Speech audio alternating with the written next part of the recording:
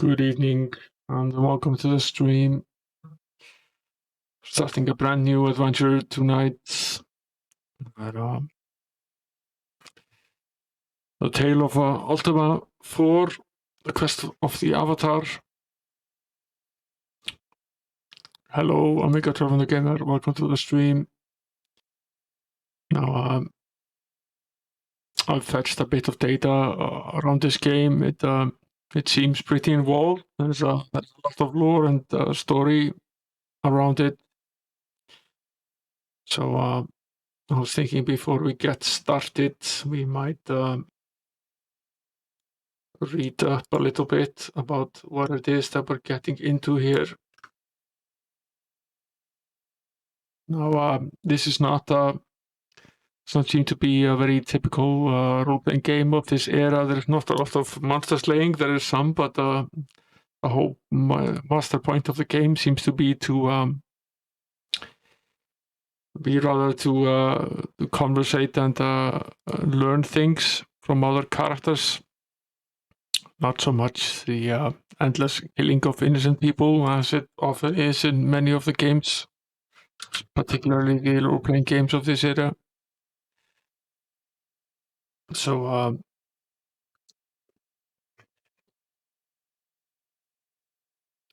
let's see. There's quite a bit of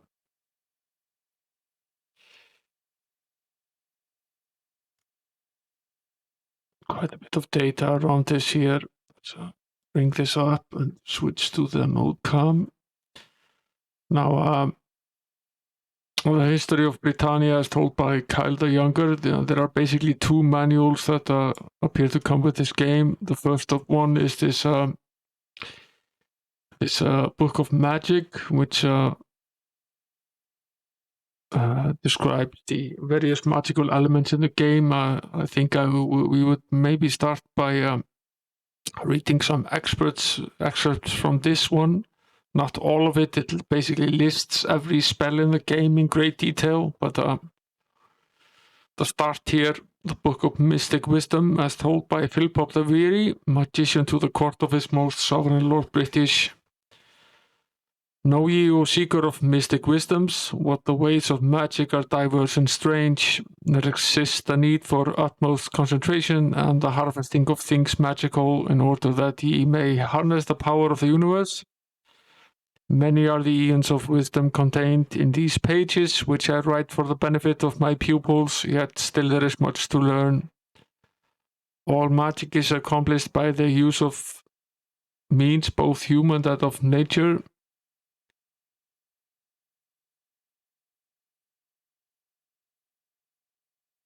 For true magic is but the melding of human will and natural force.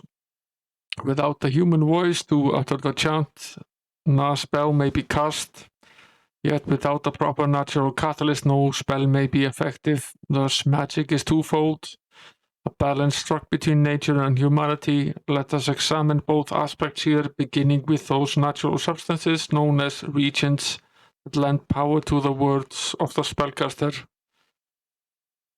So as far as I understand it, there are many of these regents in the game which are used in spell making, and each spell is a combination of one or more of these. Sulphur's ash is the first one. Sulphur is the substance found in nature that is most useful in the generation of fire. It is the color of saffron, and when burned, gives off an odor indicative of its great mystic strength. Yet its true power is to be found in the second burning, that is, in the use of the ashen residue of sulphur that has been burned in a crucible fashioned from the skull of a Balron. Sulphurous ash is not an uncommon substance, having been a staple of the wizard's profession throughout the ages. It may be purchased from any reputable purveyor of magical goods and is useful in the casting of energy fields and magic missiles, as well in spells requiring a quick burst of light or sustained glow.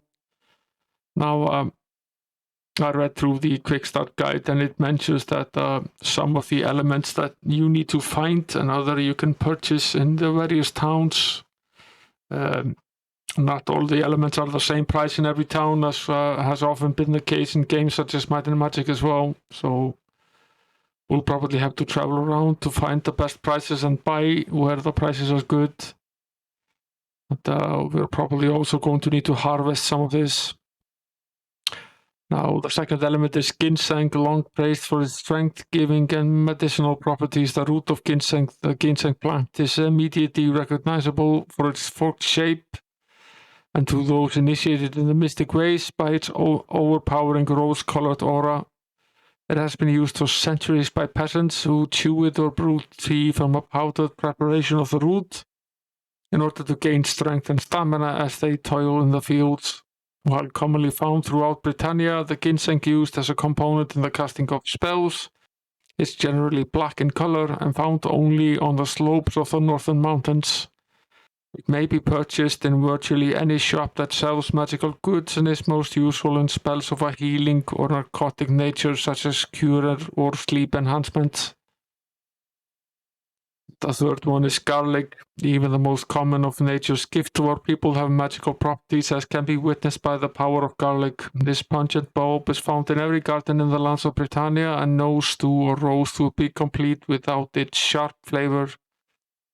Its aromatic nature makes garlic a powerful regent in the casting of magical spells, and it is used in all spells of the warding variety, be they the warding of a common and magical sickness or the repelling of beings once dead. So this would suggest that garlic is used in turn undead spells, as well as in spells that ward off poison and other sicknesses in the game. Spider silk. The miracle of spider silk has in its tensile strength.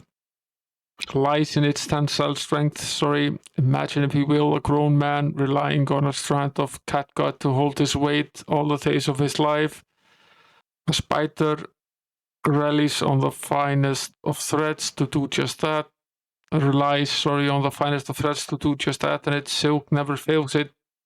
We should praise the first wizardling who realized the mystic secret of spider silk, for it is him or her that we owe the knowledge of finding and restraining spells. Hey Robocop's dad, thanks for the follow. Welcome in. We're just starting by reading the magical manual, as well as there are many manuals that come with this game. Let's see here.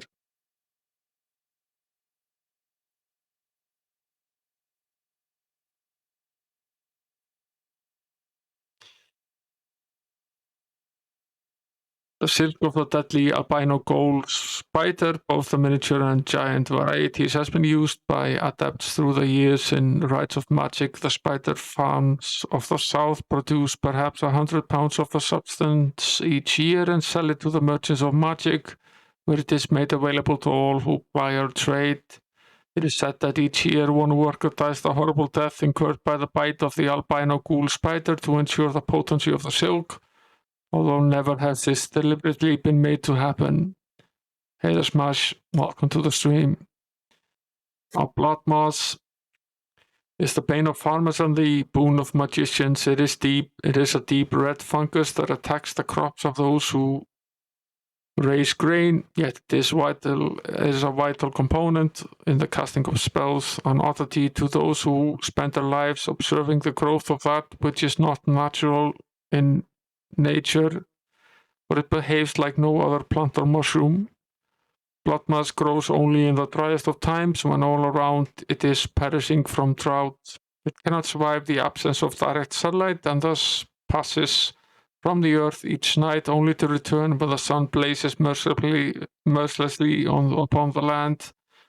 Blood moss seems to feed only in ripening grain. It can lay waste to an acre of corn in a single day and vanish without a trace as night falls, leaving naught but fruitless stalks swaying in the cool night breeze. The magic of blood moss is thought to reside in its fleeting nature, for it is used in the spells of movement, from the simplest levitation to making the very earth tremble. As harvest time comes each year, the merchants send runners to wait by the fields and gather the blood moss. Farmers consider these runners unlucky and try to chase them from their fields, but enough show persistence to ensure their masters a plentiful supply of blood moss to sell. Now, Black Pearl. The Black Pearl is the most highly praised of all the pearls. Well-formed ones command a price from jewelers that would bankrupt a score of wizards. Yet, black pearls are vital in the casting of spells that are hurled from the mage's person and must travel to a final destination. Fortunately for our profession, even rarer than a normal black pearl is one that is perfectly shaped. Most are lopsided and lack symmetry, the very quality that makes the jeweler desire them so highly. This ensures a ready supply for the Thaumaturge, the weaver of magic. It is said that unlike the ordinary pearl, which is formed inside an oyster when it seeks to protect itself from a piece of sand or grit, the black pearl only forms when the seed of the great pearl is yet another pearl of much smaller size, cast adrift by the death of another oyster. Okay. Then there's nightshade, not to be confused with a rank-smelling plant of the same name. The nightshade used in the mystic arts is an extremely rare mushroom that is only found in the deepest, most remote forests. It is said to be quite venomous to the touch of all, save those present at its harvest. Thus, it is never sold in shops and is among the scarcest of the magical regions. To obtain it, one must seek in the deepest forest on the blackest of nights when not even a moonbeam illuminates a single blade of grass. I know not of the precise locations where this mystic fungus can be found, but there are rumored to be those in the lands of Britannia that know this secret. Its chief magical properties are connected with the use of poison and the creation of illusions so real that they can lay the mightiest warrior to the ground. So rare is the nightshade that it is primarily used in the creation of only the most potent of magics. So we've come to basically the closing to the end of these ingredients, and they become more rare as the game describes them. Mandrake root, the root of the poisonous mandrake plant, is instantly recognizable by its human shape and its crimson color. It is said that the sap runs blood red when the plant is cut down in order to harvest the root, long prized for its narcotic and punching effects when consumed in minute portions. The mandrake root is the most powerful known substance in the weaving of magical spells that give new shape to the very world around us. The variety of mandrake root used in the mystic arts is found only in the marshy terrain, where the root can thrust deeply into the earth. The more earth that must be moved to retrieve the mandrake root, the more potent its effect in the magic of the finder. Many years ago, when our people were but scattered tribes of nomads, the mandrake was plentiful. As our people have tamed the land, however, and the practice of the mystic arts has become refined, the mandrake has all but vanished from the face of the land we now call Britannia. It is never seen in the shops of the towns and castles, and hardly even sold privately if found. Many of our profession have devoted lifetimes to the search of the mandrake root without ever coming into possession of a single piece of I don't know what this word is supposed to be, single piece of it. So these are the 8 mystic regions used in the weaving of enhancements. Some are readily available, while others are costly or must be hunted and harvested by the mates that intends to use them. Guard well your supply of these magical components, for without them there can be no magic. Use them wisely, as we must use the forces that they unleash. Remember that magic is to be used only for the cause of righteousness and for the greater good. Should you use the mystic arts for personal gain or vengeance, be prepared for the desertion of your powers. Now, the rest of this fairly long manual is mostly illustrations and descriptions of every single spell in the game and the properties contained to make the spells. At least most of them. There are some There are some spells that are not described in the manual that we are supposed to find at a later stage. But the other manual that is included in the pack is this manual, The History of Britannia, as told by Kyle the Younger. Now, I think we should, before we start on the journey, at least read parts of this book as well to get acclimated with the story of the game. Chapter 1, The Political History, The Dark Ages of Britannia, is the name given to that long span of time when the infamous triad of evil stalked the lands and challenged all for the supremacy of the soul. The first era of the Dark Ages came to an end with the downfall of the evil wizard Montaigne and his many minions as chronicled in Ultima 1. The lords of the lands were weak and scattered, rendered ineffective by factional wars. It was only through the valiant effort of an inherent adventurer that the foul Montaigne was tracked to his hidden lair and slain. But a few years of restless peace followed Montaigne's downfall. So long had the world shuddered beneath Montaigne's yoke that many found it hard to believe that he had been really vanquished. In truth, his teachings did not disappear. Montaigne's apprentice Minax rose to power soon thereafter to challenge the fledgling city-states that were beginning to evolve. The terrors had begun anew. Minax's powers upon maturity greatly exceeded those of her evil mentor. With these powers, she was able to rain wholesale destruction upon the planet, twisting and corrupting everything. Her foul web spread through time itself, ensnaring all who sought to oppose her. Finally, there arose a hero out of legend who dared face Minax in her own fiery castle and destroy her. Thus ended the second era of darkness as told in Ultima 2. 20 years of well-earned tranquility ensued and prosperity favored the land. Then disturbing omens appeared, followed by the mysterious appearance of a fiery island. The tale of the third era of Dark Ages is told by Iolo the Bard in Ultima 3, wherein Lord British, sovereign of an incipient empire in the land of Sosaria, called forth through time and space for heroes of the people to assemble. 4 diverse adventurers answered this clarion call. To them fell the keys of the Tomb of Exodus. Long they labored on the trail of the mysterious Exodus through many a deep dungeon, which seared their souls. To this day, each member of the team bears the mark of their journey. With the aid of the mystical Time Lord, they were successful in bypassing the great Earth Serpent and gaining access to Exodus Island Fortress. The very bricks of the fortress rose up against them, and great is the bard's tale of their struggle to reach their mortal foe. Of the final confrontation, not one of them will speak, save to say that the evil is gone from this plane. So passed the third member of the triad of evil, and with his death, so passed the dark ages of Britannia. From the rubble of Sosaria, Lord British was able to unite all the mainland and a few of the islands under his one rule. This new empire of Britannia brought much sought-after peace and prosperity to its subjects. Many of the ancient pockets of evils were destroyed, so that only remaining hazard to wayfarers was the occasional stray band of marauding orcs or hill giants. Most of the lands were mapped, although a few unexplored regions still remain. With the triad of evil destroyed, Lord British became known for his dedication to raising the quality of life of his subjects. To assist in this endeavor, 3 mighty structures were raised in the distant parts of the realm. One was the Lycaeum, wherein lay the great observatory. Another was the Empath Abbey, with its oak groves where wise men and women meditated upon the teaching of the ancients. The third structure was the great castle of the Knights Order of the Silver Serpent.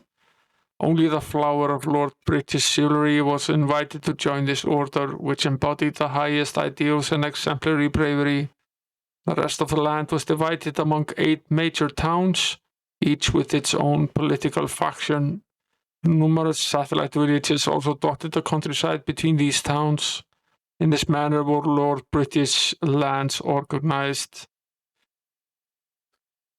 Okay, onto the geography. The final destruction of Exodus rocked the known world. Mountains rose and land masses sank. Most of the surface area of the world became fused together into one large mass. It is over this major continent, now called Britannia, that Lord British rules. Some nearby islands also pay homage to him, while beyond these islands lurk uncharted shoals and rumored pockets of evil. Lord British's magnificent castle is situated in the center of the continent, overlooking Brittany Bay. This tall building is the greatest architectural structure of the new age. Loyal subjects may pay homage to his majesty and renew fealty whenever they are in the vicinity of his castle. Nearby lies the art center of Britannia, the town of Britain, where bards weave tales of legendary deeds and serenade visitors. To the north of the castle of Lord British lies the great mountain range known as the Serpent Spine. The peaks of this range are the highest in all Britannia. During the summer months, a small out-of-the-way pass allows knowledgeable travelers to save much time on their journeys. Beware of the one-eyed cyclops and fierce two-headed Ettins that inhabit this range. Hey there, Gleaser. Thanks for gifting a sub to Quadroso. The bot seems to be repeating himself a lot today. I don't know why that is.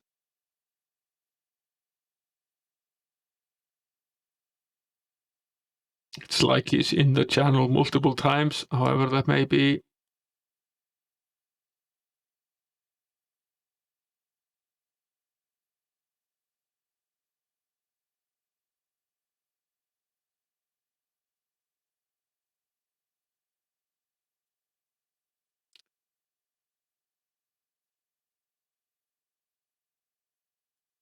Take a short look at him, see what's up with him.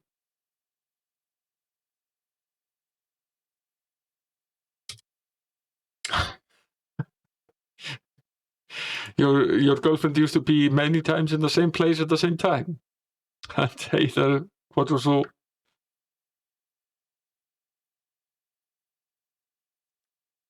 I was just middle of reading this, but I'm gonna take a short gander at the bot, see what's causing him to act like this.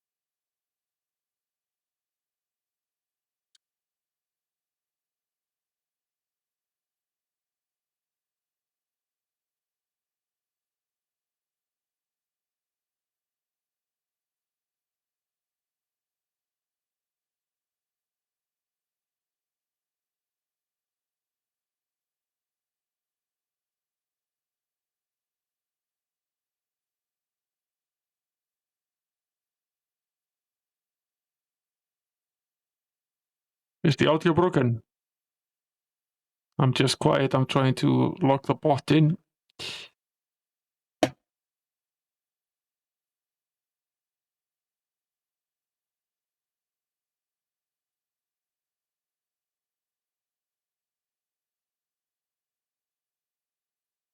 The bot thinks the stream is offline, which is interesting, since it is definitely not.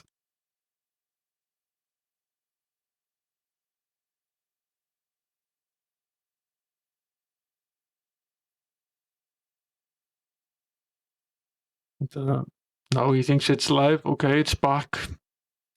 Maybe we'll stop behaving like this.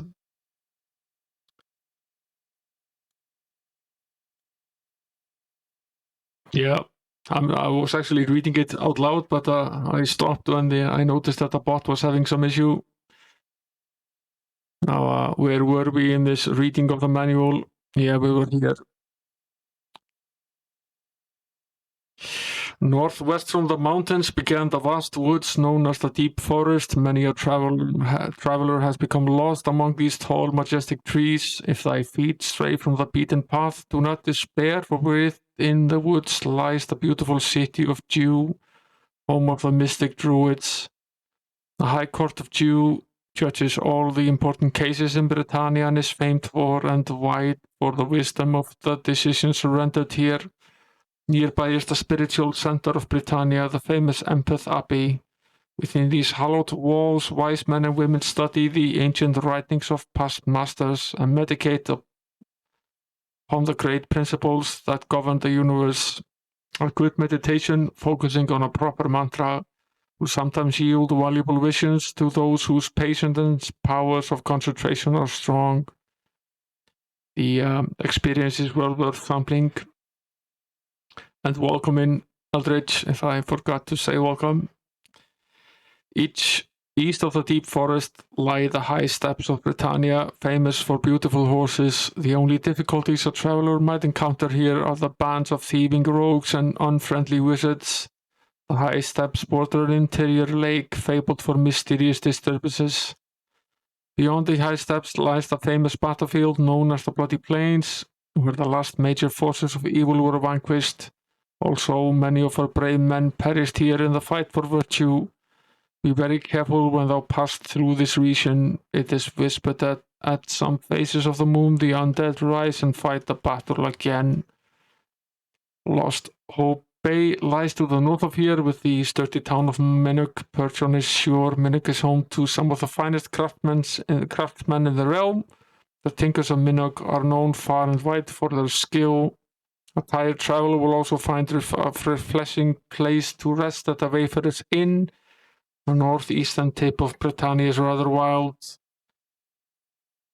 The treacherous marshes with their noxious vapors that poison the unwary explorer are home to swarms of large insects and all manner of wild beasts. South of Lord British Castle can be found a large plain, mountains and a dense forest.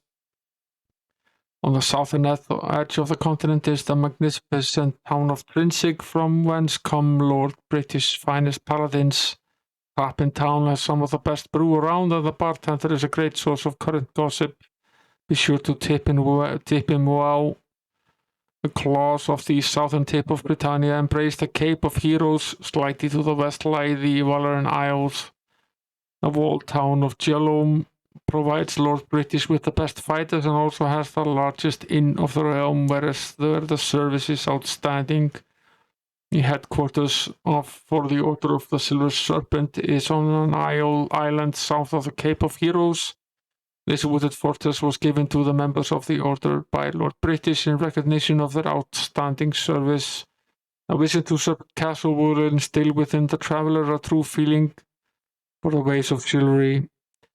On the western shore of Britannia is the island home of the Doughty Rangers. Skara Brae is a beautiful city and spaciously laid out. For those suffering from rare diseases or grievous wounds, a mystical healer resides within these walls. The healer will aid the destitute as readily as the wealthy, expecting no payment save what the sufferer can afford.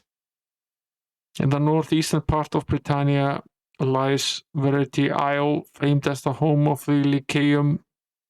This pillar of high learning constitutes the center for the sharpening of the finest minds in Britannia.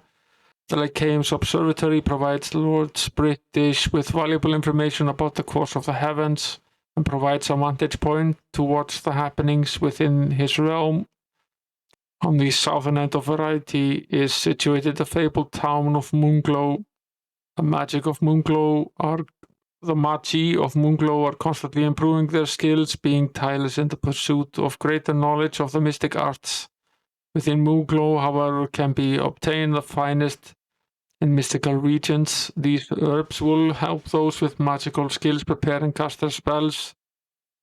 This then is the known realm of Britannia. Several small villages also dot the landscape, but all are not recorded in the charts of the realm.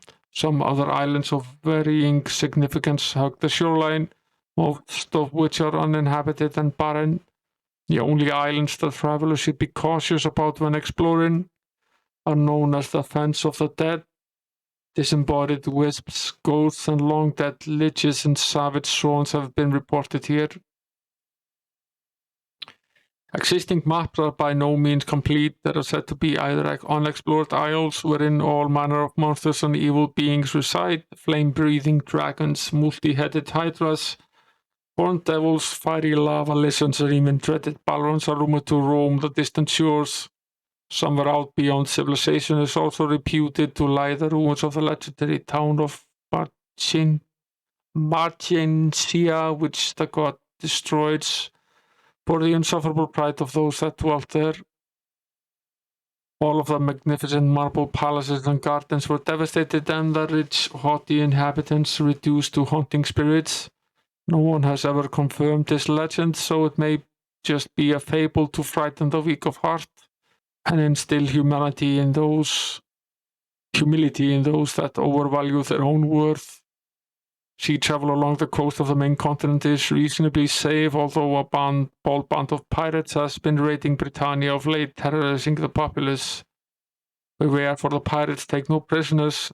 Farther out to sea roam many mythical creatures. The unwary voyager will likely encounter giant squids, nixies, poisonous serpents, and mythical seahorses. The ever-present danger of whirlpools and waterspouts makes seafaring a hazardous experience at best. It is hoped that with the next edition of the History of Britannia, travelers will have brought back more information on these unexplored regions so that the map may be completely filled in. As a final caution for the would-be traveler, beware of the many dungeons and their dark subterranean passages. It is a long book. It has a lot of lore, and included also is this rather cool-looking cloth map that was originally in the game case. That basically is a picture of whatever was being described in the manual there. There is a lot of lore around this game, and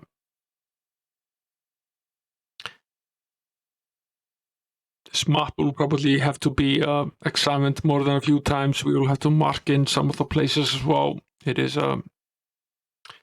reasonably well scanned in, so it's in a pretty high resolution, so we can zoom in quite a bit.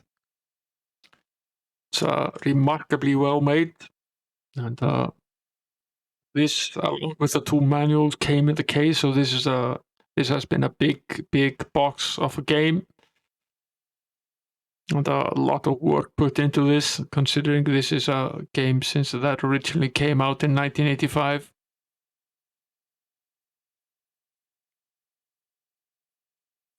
Now, here is a short. Hey there, Retropunter, welcome to the stream. Now, here is a short description of the characters in the game. I won't go through all of them, except to say that there are basically 8 major professions in the game. There is the mage, which is, as is well known in the RPGs, magical caster with generally pretty weak fighting skills. There is a bard with which seems to have sort of a mix between a fighter and a paladin. So he seems to be he can dabble in some magic, and he has decently strong dexterity, and he's a decent fighter. So he's probably, since we started only one character, it would probably be a bard, since we will be able to do at least basic magic and healing. but also have a character that can do some battles as well.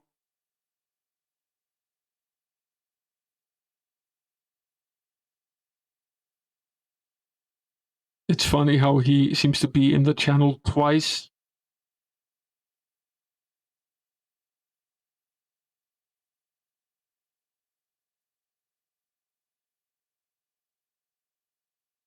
Now, then, of course, there's the fighter, which is the classic fighter. He probably is not able to cast any magic, but able to do well in fights, and probably has a high dexterity. It's with one character, it's tough to start with a fighter.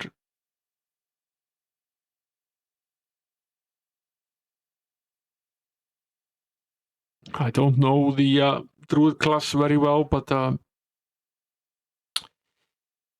they appear to be another type, which is a fairly strong fighter, but with some magical skills as well.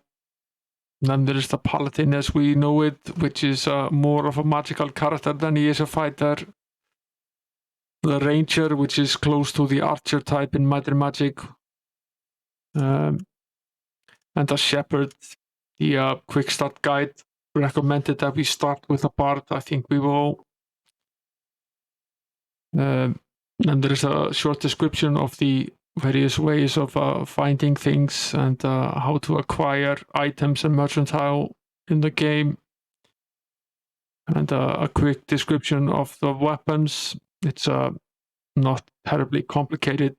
There are only a fairly limited number of different weapons in the game. There's basically a list of 10 things here.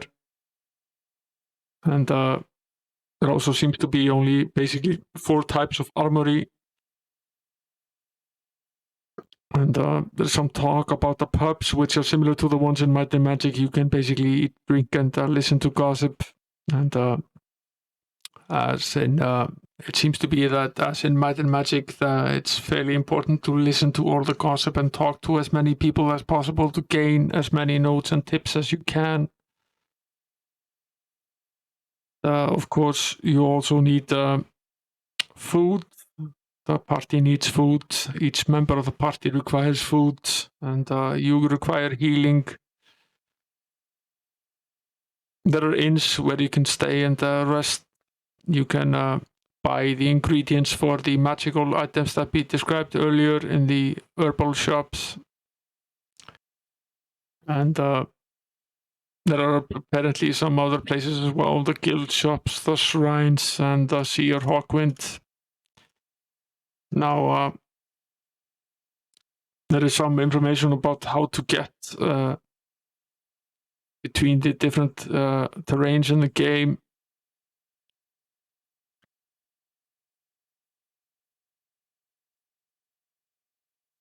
And obviously, you can move unhindered through grass, but you are slowed down by the brush and the forests, as well as hills and margin mountains. And you have the ability to acquire horses. And you can also, at some point in the game, travel by magic.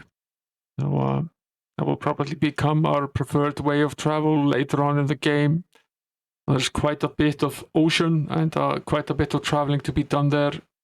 So at some point we will have to acquire a ship to travel to the more distant parts in the game.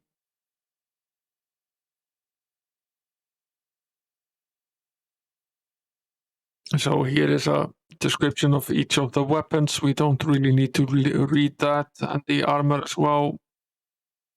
The short description of the magical items and some of the monsters as well. So this is quite a detailed manual. It basically lists a lot of things surrounding the game, which we can look up at a later point. I think we should get started in the game, try to assemble a party, and move on a little bit. We will no doubt have to get back to this manual at some point. But for now, I think we can fire this up.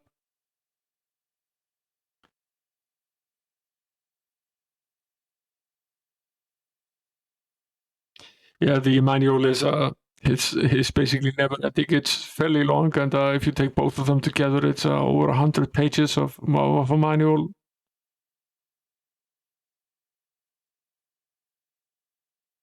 Has the bot stopped being here twice, or?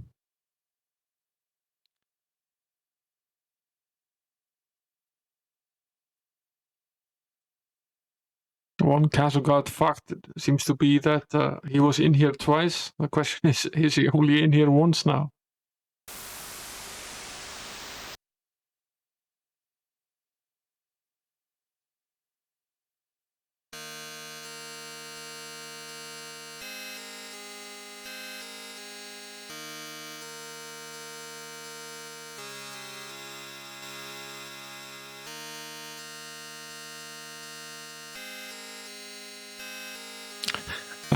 Well, that's not his fault, that's my fault. I'm the one who misspelled his poor name. And unfortunately, since Twitch only allows you to change it every 2 months, he's stuck with it. Poor bastard. At least for now, we'll see where it goes.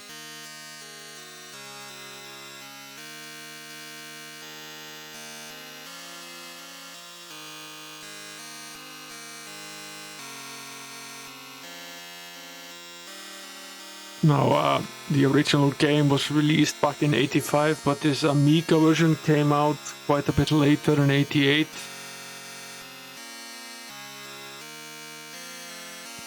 So it has slightly updated graphics and sound, although this game probably won't be praised for its presentation, but rather the story and the lore. I think we should start by initiating a new game here.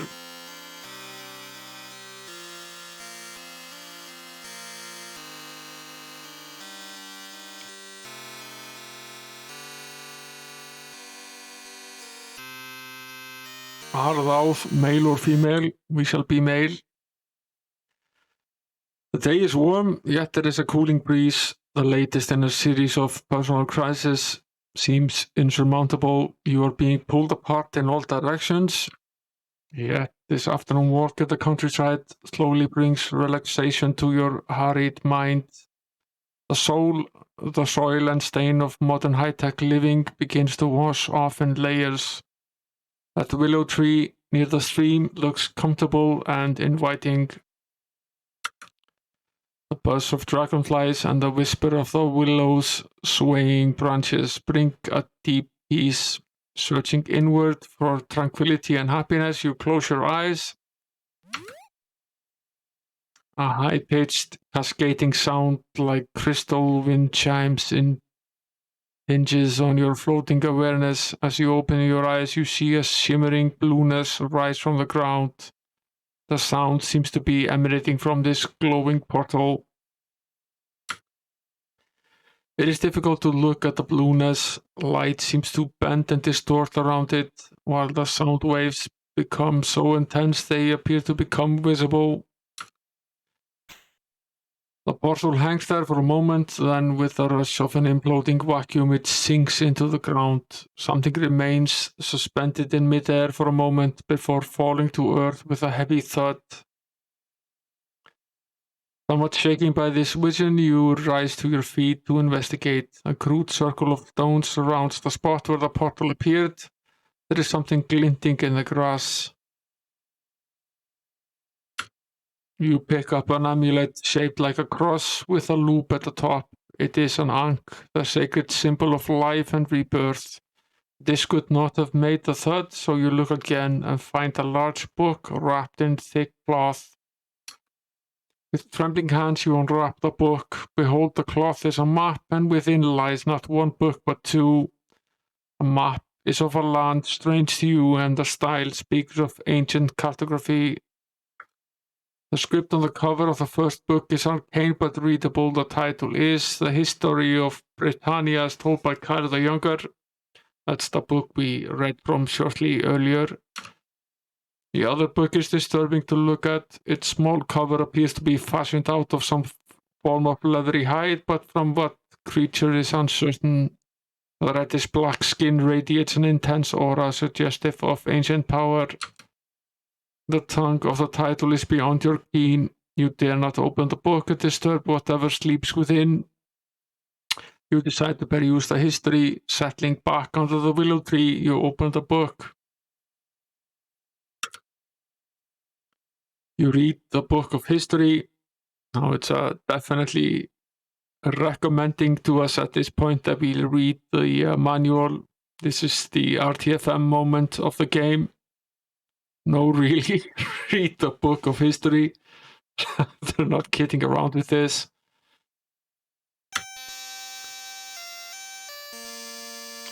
Closing the book, you again pick up the ankh. As you hold it, you begin to hear a hauntingly familiar lute-like sound wafting over a nearby hill. Still clutching the strange artifact, you rise unhidden and climb the slope. In the valley below, you see what appears to be a fair. It seems strange that you came that way earlier and noticed nothing. As you mull this over, your feet carry you downward the side. This is no ordinary traveling carnival, but a Renaissance fair. The pennants on the tent tops blow briskly in the late afternoon breeze. The ticket taker at the Ren Fair's gate starts to ask you for money, but upon spotting your ankh says, "Welcome friend, enter in peace and find your path." The music continues to pull you forward amongst the merchants and vendors. Glimpses of fabulous treasures can be seen in some of the shadowy booths. These people are very happy. They seem to glow with an inner light. Some look up as you pass and smile, but you cannot stop. The music compels you to move onward through the crowd. Through the gathering dusk, you see a secluded gypsy wagon sitting off in the woods. The music seems to emanate from the wagon. As you draw nearer, a woman's voice weaves into the music, saying, "You may approach, O seeker." You enter to find an old gypsy sitting in a small curtained room. She wears an ankh around her neck. In front of her is a round table covered in deep green velvet. The room smells so heavily of incense that you feel dizzy. Seeing the ankh, the ancient gypsy smiles and warns you never to part with it. "We have been waiting such a long time, but at last you have come. Sit here, and I shall read the path of the future." Upon the table, she places a curious wooden object like an abacus, but without beads. In her hand, she holds 8 unusual cards. Let us begin the casting. The gypsy places the first 2 cards upon the table. They are the cards of justice and spirituality. She says, "Consider this. Thou dost believe that virtue resides in all people. Thou dost see a rogue steal from the Lord. Dost thou A. Call him to justice, or B. Personally try to sway him back to the spiritual path of good?"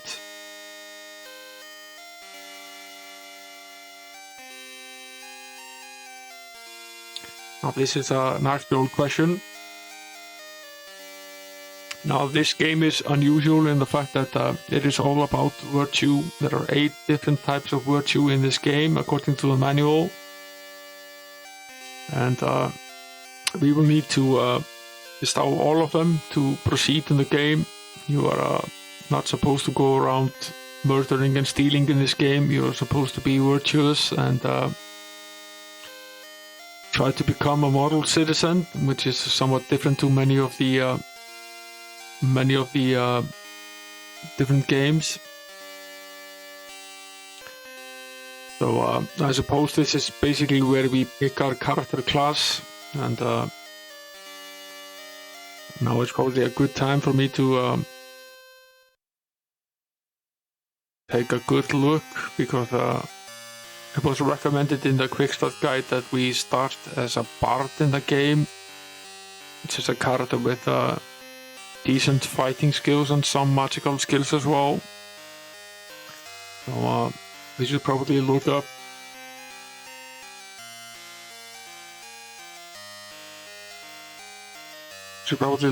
his main characteristics and try to copy them into this what the game expects from us. Now let's read the inscription here in the manual. It says, "The bards of Britain entertain the people with their wonderful ballads and tales of heroic deeds.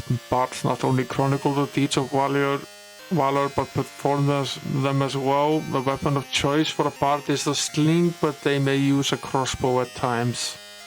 All armor save that of leather is shunned by these minstrels, for they find metal harsh and too noisy for their sensitive ears. But bard also dabbles in magic and makes a fine companion on a long journey." Now, according to this, the bard is very limited in the armor he can carry, but he can carry a decent weapon and also a crossbow, and can dabble in the magics. So they chronicle the deeds of valor, but perform them as well. So what does that mean? That we should go for option B here?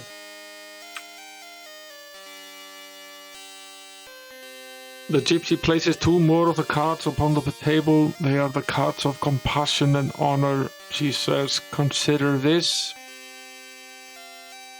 Thou art sworn to uphold the Lord who participates in the forbidden torture of prisoners. Each night their cries of pain reach thee. Dost thou A. Show compassion by reporting the deeds, or honor thy oath and ignore the deeds?" I'm pretty sure that's A. So far we've answered B and A. A gypsy places 2 more of the cards upon the table. They are the cards of honesty and sacrifice. She says, "Consider this. Thee and thy friend are valiant but penniless warriors. Thou both go out to slay a mighty dragon. Thy friend thinks he slew it, thee did. When asked, dost thou truthfully claim the gold, or allow thy friend the large reward?" Now, to tell the story, B would be much greater. It's more fun to tell a story of great heroics when it doesn't involve yourself. So we've answered B now. The gypsy places 2 more of the cards upon the table. They are the cards of valor and humility. She says, "Consider this. Although a teacher of music, thou art a skillful wrestler.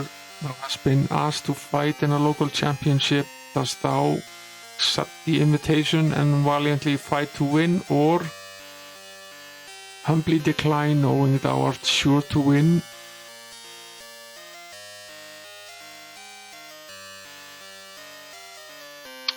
Now, this is a good question. We might have to go through this more than once, as we really much want to cheat. "Thou hast been taught to preserve all life as sacred. A man lies fatally stung by a venomous serpent. He pleads for a merciful death. Dost thou show compassion and end his pain, or heed thy spiritual beliefs and refuse?"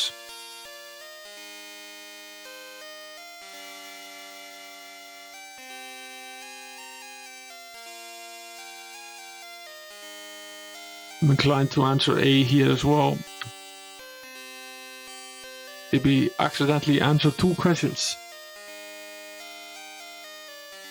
Might have to be very, very careful about not holding in the button. Yeah. Okay, we'll have to go back.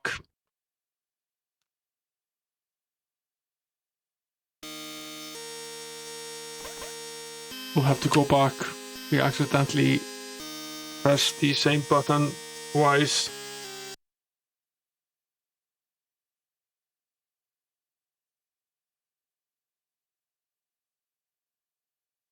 Be very careful when we press the keyboard that it doesn't register two answers to the same question.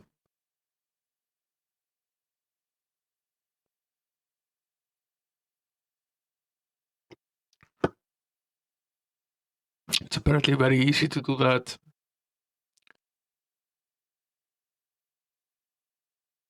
Now, Kazugard seems to have stopped being here twice. Probably figured he wouldn't get any overtime anyway.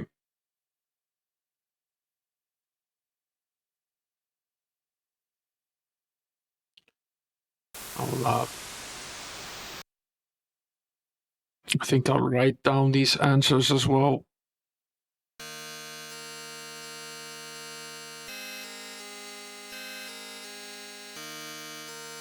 Might write down the questions as well. Not all of them, but part of them.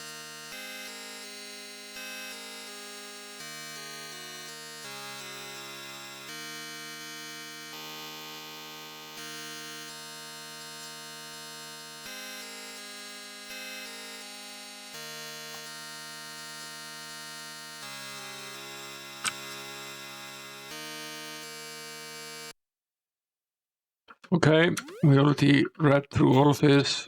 We can go straight back to the tent.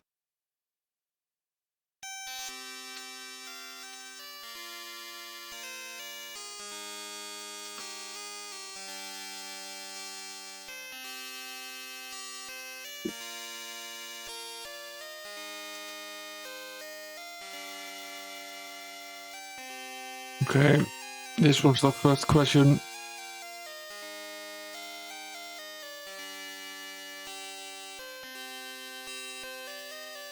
The first step to dealing with your problems is accepting them, so it's probably good that Kazugard realizes that he's drunk.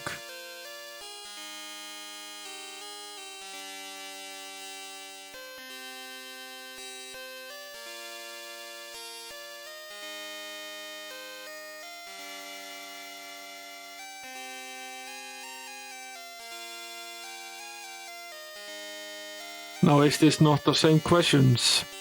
Are these different questions?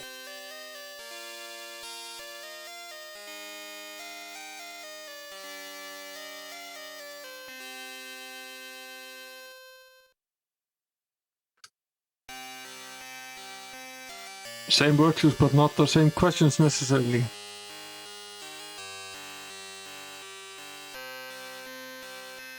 Different questions.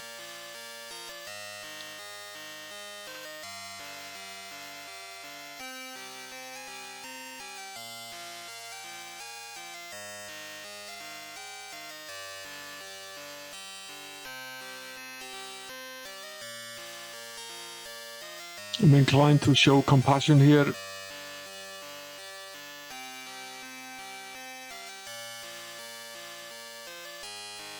Unwitnessed, thou hast slain a great dragon in self-defense. A poor warrior claimed the offered reward.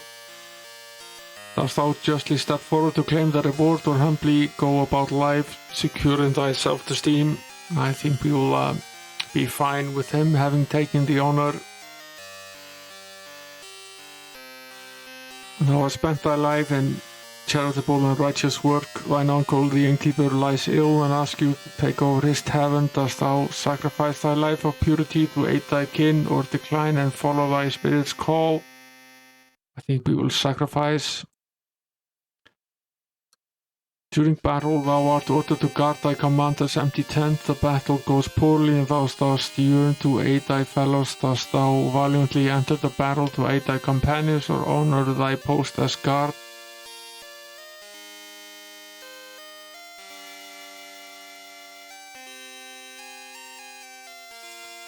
This is a tough question. As one of the King's Guard, thy captain has asked that one amongst you visit the hospital to cheer the children with tales of thy valiant deeds. Dost thou show thy compassion and play the braggart, or humbly let another go?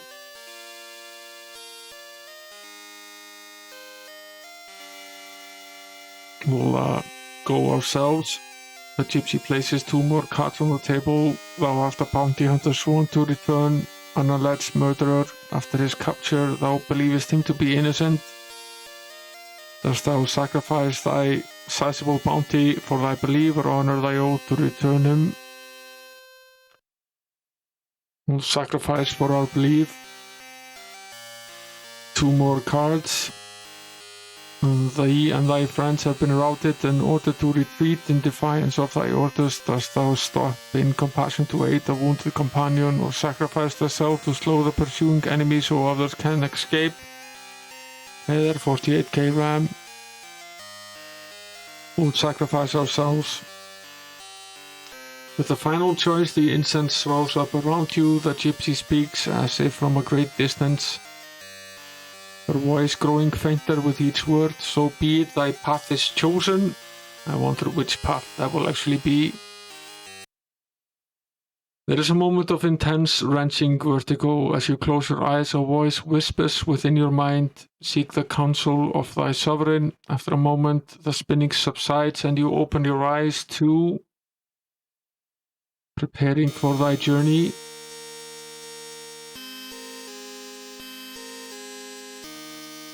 "10 lines of basic," he says.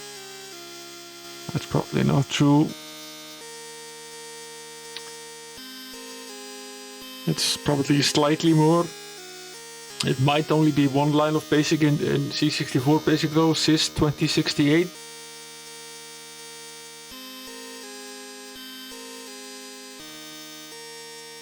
Yeah, this is the Mr. Amiga.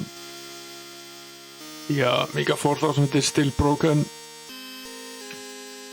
Now, what I will do, since the music in this game is fairly monotonous, I will turn it down quite a bit and raise the petrol music. Yeah, import Ultima. Now,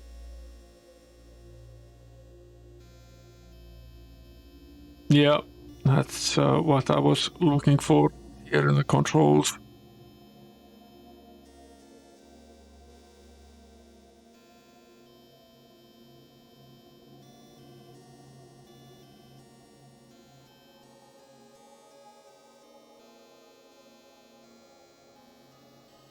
Stats for 1.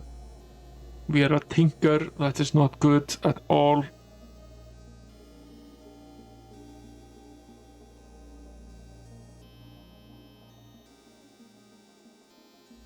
So, should we start the process of answering the questions again?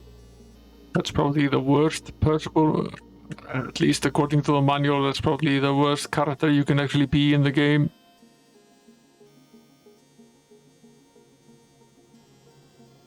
Yeah, I think that's a good idea. We'll answer these questions again. Is the character assignment, is it random or is it based on the answer to the questions?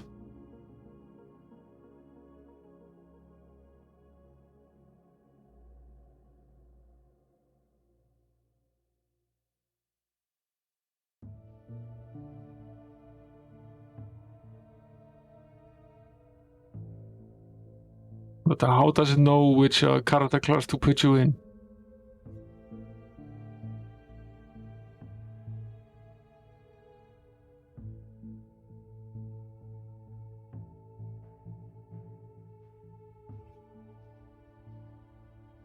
Yeah, but there is very, very little information about that, and even in the manual, it doesn't really say anything about the.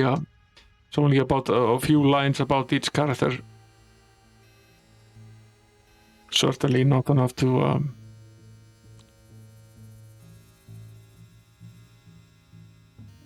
Okay, maybe that's later in the.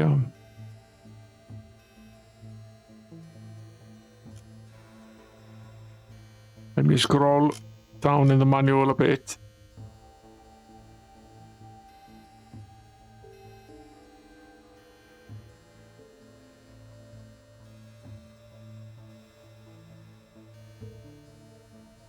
Yeah.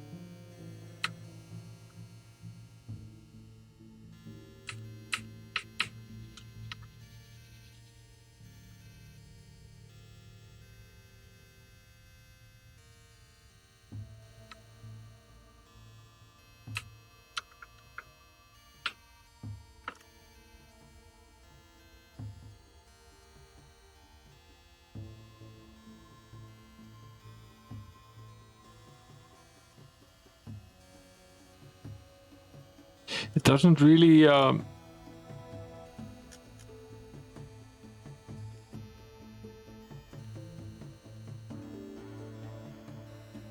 talks about the skills of combat, talks about the monsters in some detail.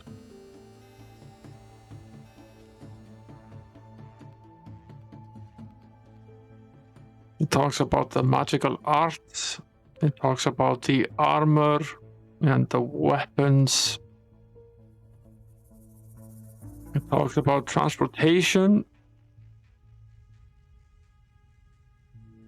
and the mercantile. But then it really only touches upon the 8 professions, and regarding the bard it says very little.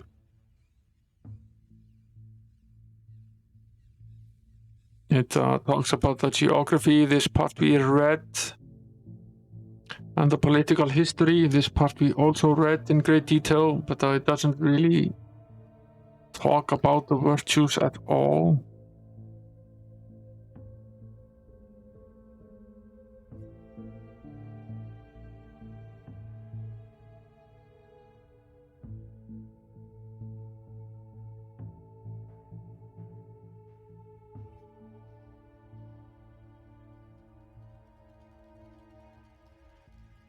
At least not that I can actually see.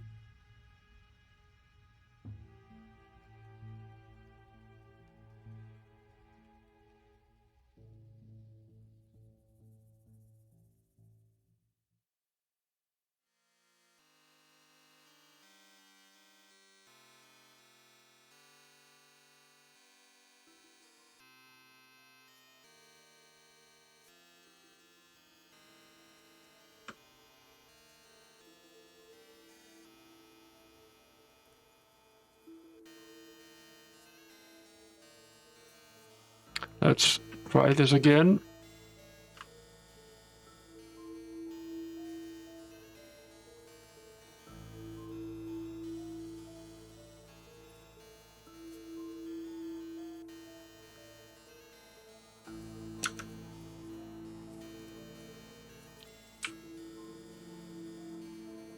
Yeah, we will keep at this if we get it right, or as right as we're going to get it.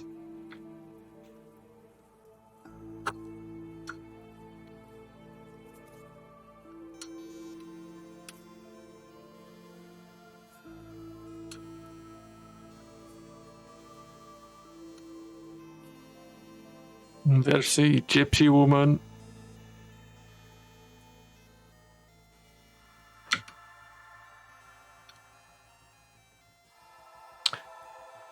Thou hast been prohibited by thy absent lord from joining thy friends in a close-pitched battle. Dost thou refrain so thou maybe honestly claim obedience, or show valor and aid thy comrades, knowing thou may deny it later? The answer here is probably A.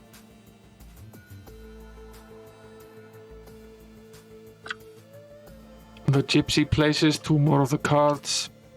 Thou hast spent thy life in a charitable and righteous work. Thine uncle, the innkeeper, lies ill and asks you to take over his tavern.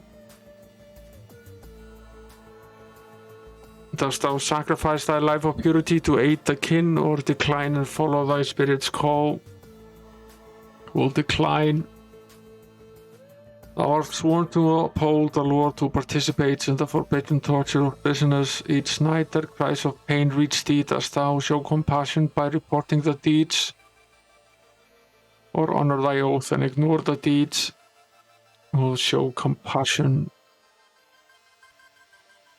Unwitnessed thou hast slain a great dragon in self-defense. A poor warrior claims the offered reward. Dost thou justly step forward to claim the reward, or humbly go about life, secure in thy self-esteem, or choose be here and trusted to deliver an uncounted purse of gold? Dost thou meet a poor beggar? Dost thou deliver the gold, knowing that trust in thee was well placed, or show compassion?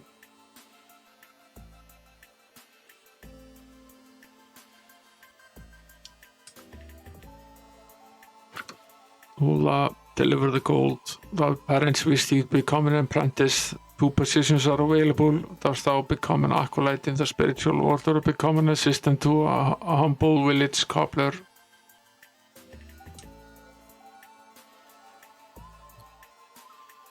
Thy friend seeks admittance to thy spiritual order. Thou art asked to vouch for his purity of spirit, of which thou art unsure. Dost thou honestly express thy doubt, or vouch for him, hoping for his spiritual improvement? With the final choice, the incense swells up around you. Thy path is chosen.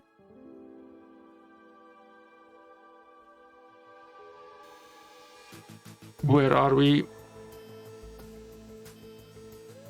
We are a mage.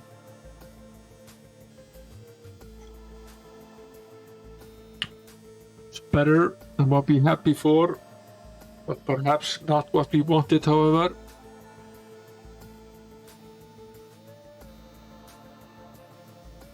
Squishy. Let's try again.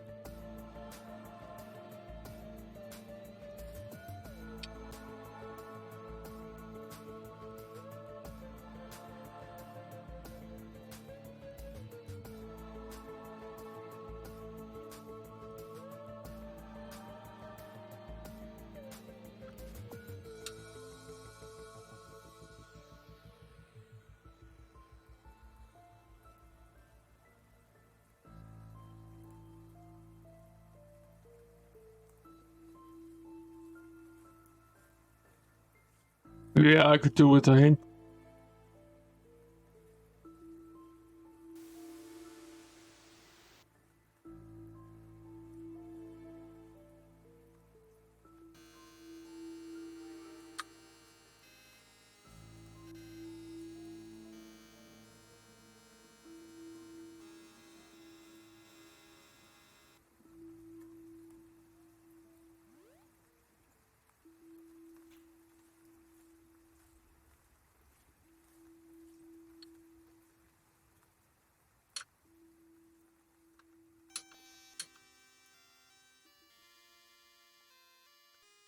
Yeah, I'm a man of many skills, Aldrich. It's good that I'm able to hit the ones that are difficult to hit, but that's perhaps not the point.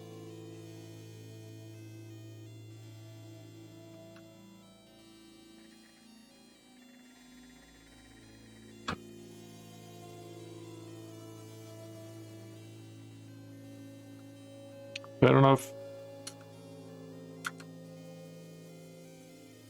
Thou hast been prohibited by thy absent lord from joining thy friends in a close pitched battle.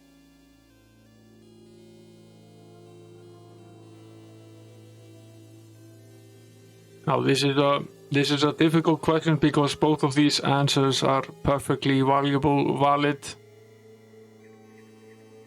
Of course you should go and help your friends, but if you do, you're definitely not obeying. Just the camera here a little bit.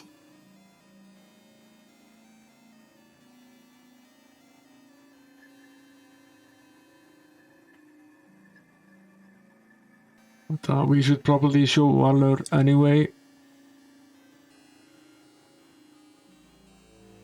In thy youth, thou pedst to marry thy sweetheart. Now thou art on a sacred quest in a distant land. Thy sweetheart asks thee to keep thy vow. Do you honor the pledge or follow the spiritual crusade?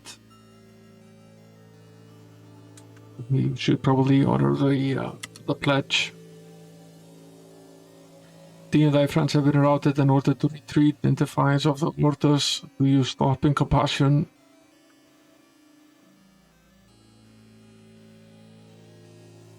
Yeah, thanks for the 8k RAM. Holy Quest is right. I think we will sacrifice ourselves to slow the pursuing enemy. Unwitnessed thou hast slain the great dragon. Dost thou justly step forward to claim the reward? Humbly go about life, I think. A mighty knight and demands food. Sacrifice the food or valiantly refuse and engage the knight who will sacrifice the food. Thou art at the crossroads. Do you choose the honorable life of a paladin, striving for truth and courage, or choose the humble life of a shepherd?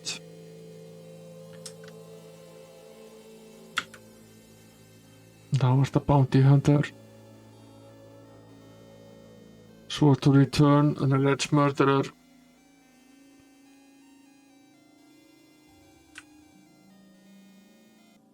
I wonder where we end up now.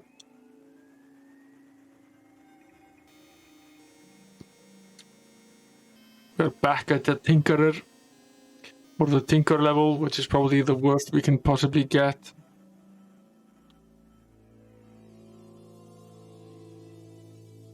At least I assume that's the worst you can get.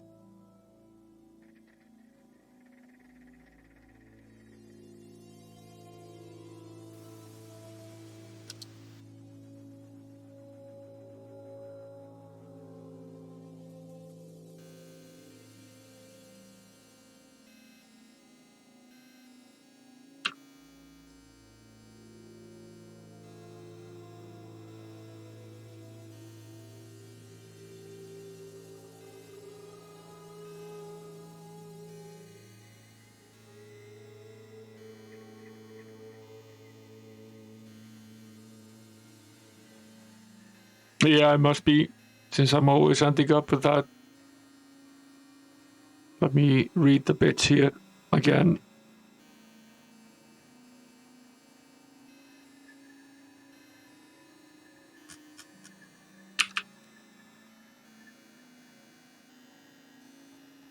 Scroll up to the part in the manual that discusses the various characters.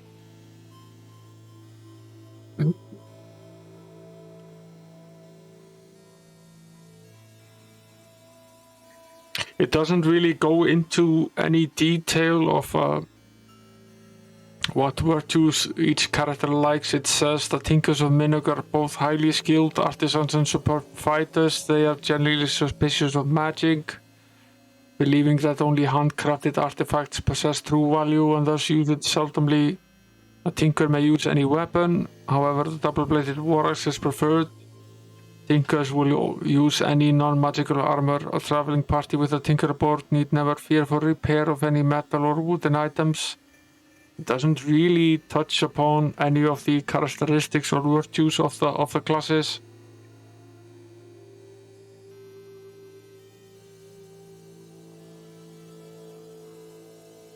It's possible that the game expects you to go in and learn about the virtues and then go back and recreate your character. That's not really what we want to do.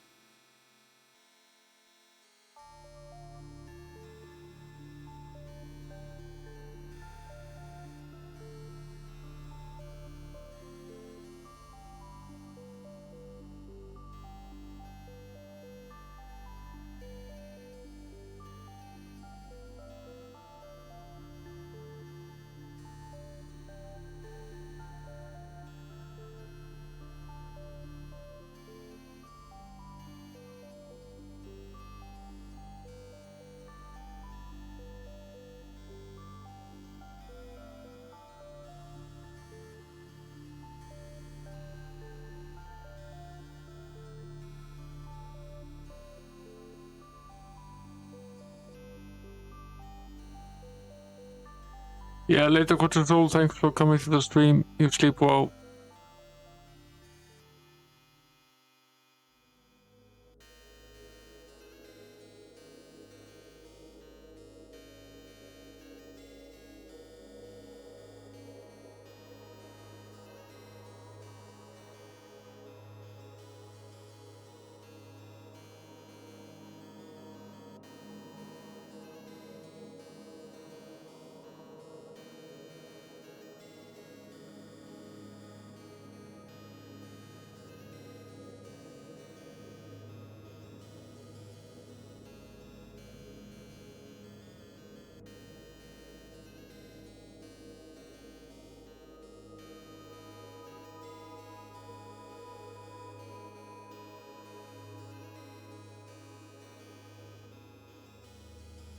Okay, looking at the cheat sheet here for the character creation chart, the first 4 questions are completely random, and what they do is give you a statistic improvement, and in stage 5 you get a random selection from the first 4, and in stage 7 you get a random selection from the 5 and 6. So it isn't entirely based upon your answers, it's also based on random chance.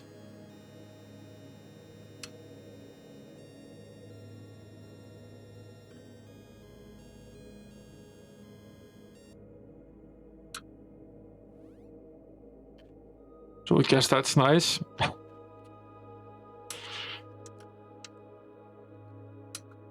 In a yes and no kind of way.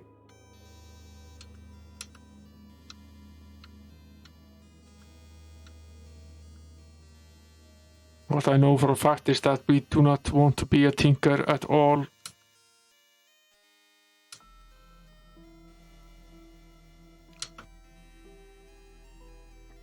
Let's see here.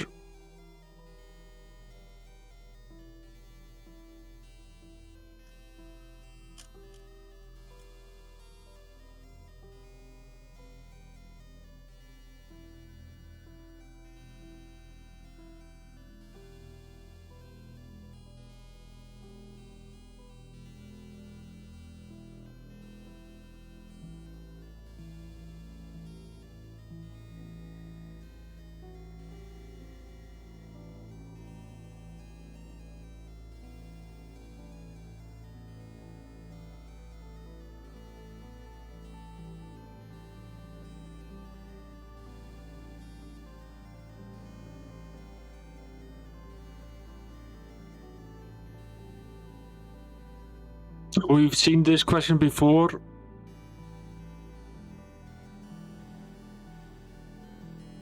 And one of the virtues is definitely compassion.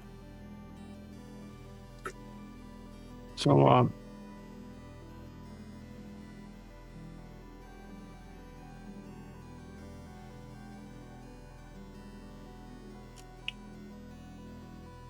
let's list them here.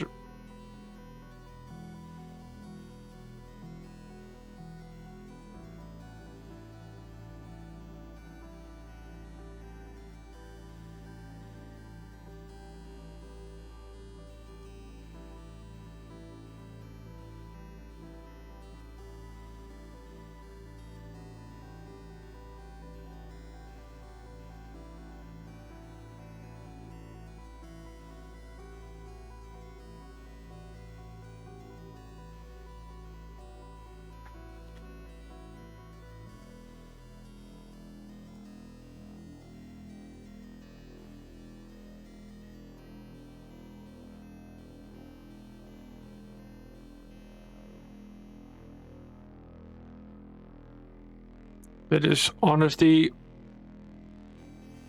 compassion, valor, justice, sacrifice, honor, spirituality, and humility.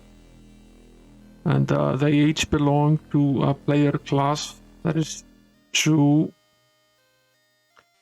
So the player class that has compassion is the bard. So if we answer this question with compassion, then question number 1 becomes about the bard. But we have to be consistent in that choice. And now we accidentally answered twice, which is a danger that we take here.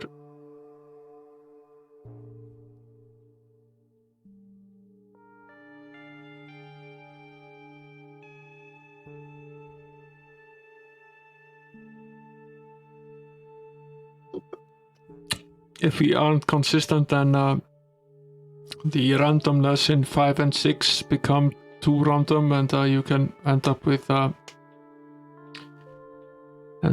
problem.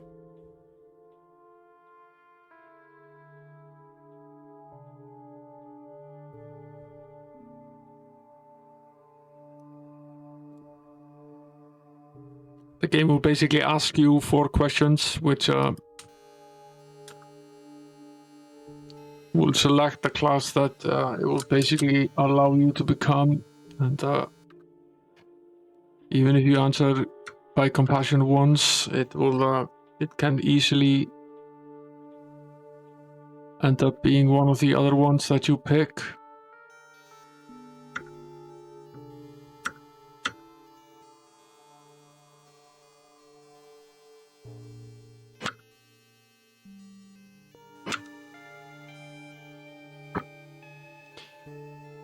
Let's go.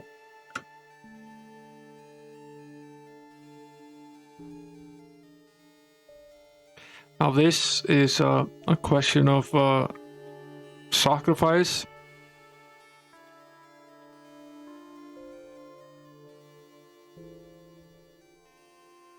Is it not?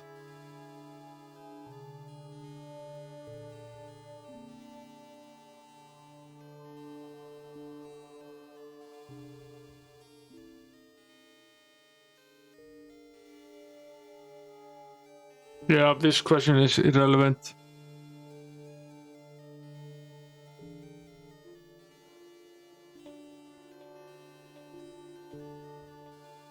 Now, if we answer A here, then that's definitely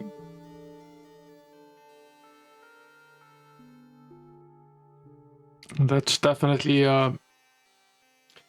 honesty. And if we select B here, that's sacrifice.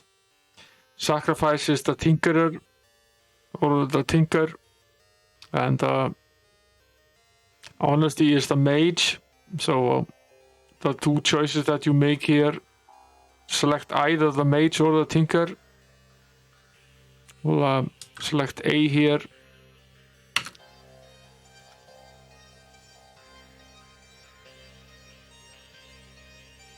Now this is another one of these questions.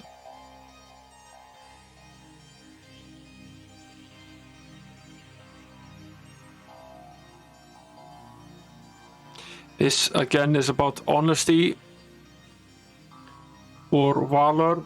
Valor is the fighter, and the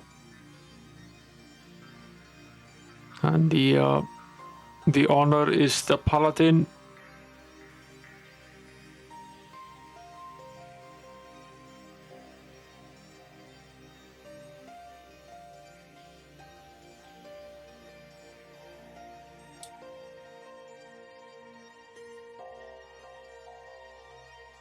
This is a comparison question. So this is where we select compassion for the bard, or we could select justice for the druid.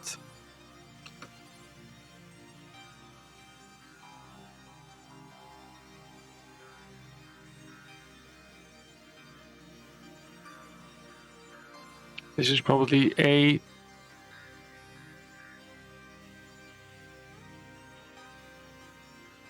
This is where we select compassion.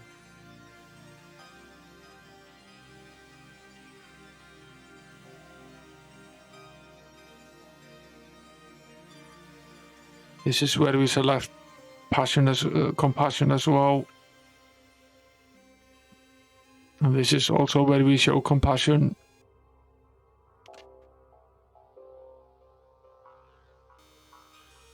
It's entirely possible that we ended up as a bard now, and yes, we did.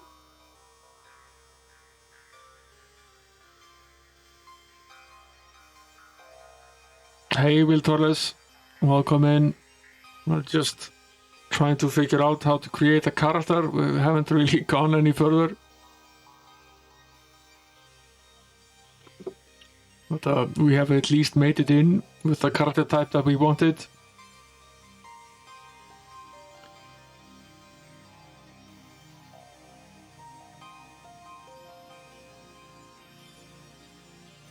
The bot was here twice earlier, and many people figured he was drunk, but one of his copies seems to have left the place.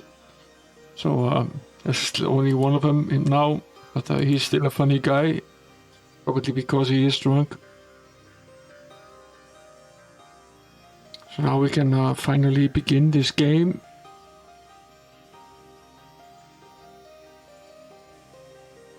Where on earth are we?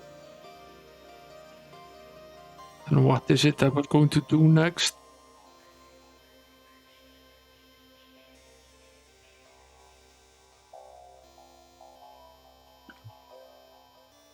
Taking a look at the map, I'm fairly certain we are actually here right now, right outside of this fairly large town, based on where the map put us.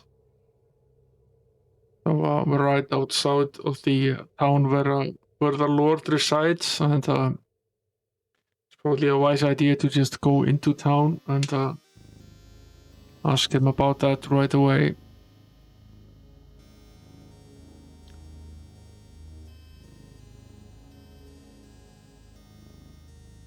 Yeah,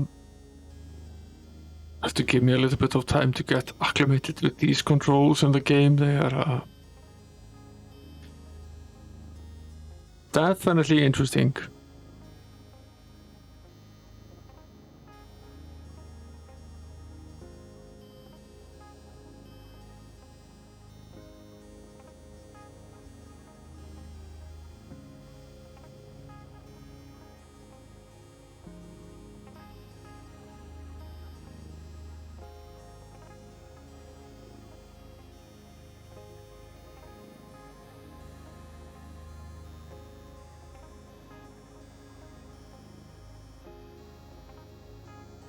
Okay,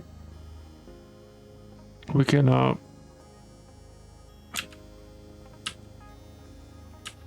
walk here.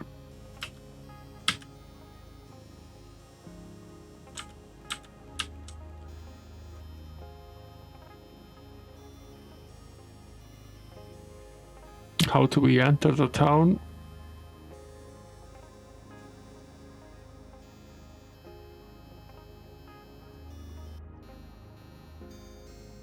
Like this.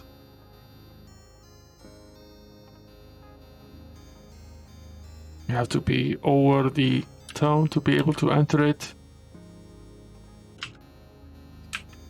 Okay.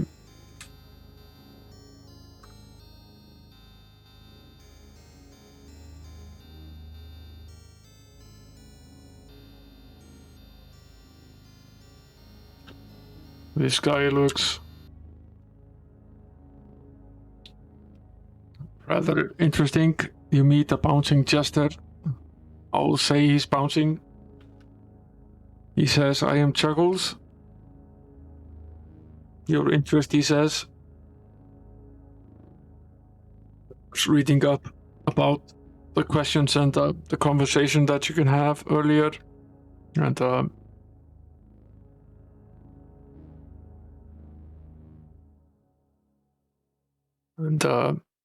apparently there are some things you can basically discuss with anyone in the game. So we'll go through them. Name is one of them. He's Chuckles, and then there's Health. He says he's good. Doesn't ask us how we are doing, which is just as well. He already told us what he does. He's the royal jester.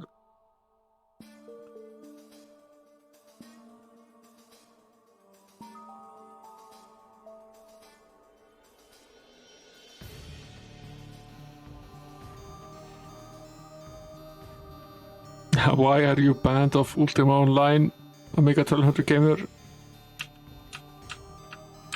Were you a naughty boy?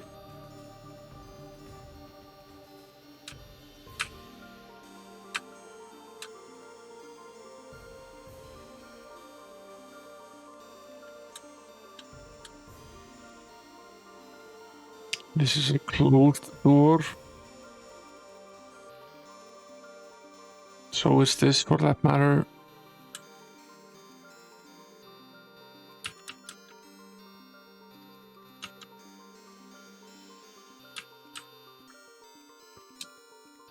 Let's talk with this guy again.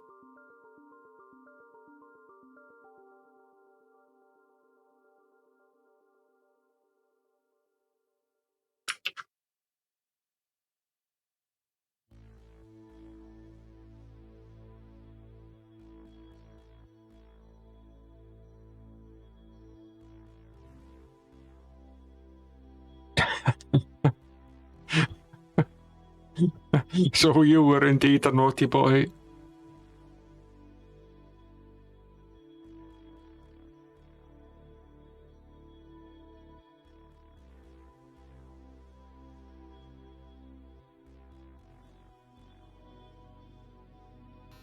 I'm trying to find out where Lord British is.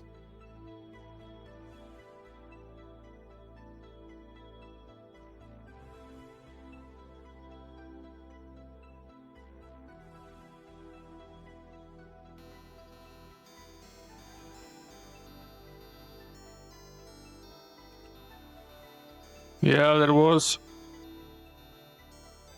There's a lot of manual reading.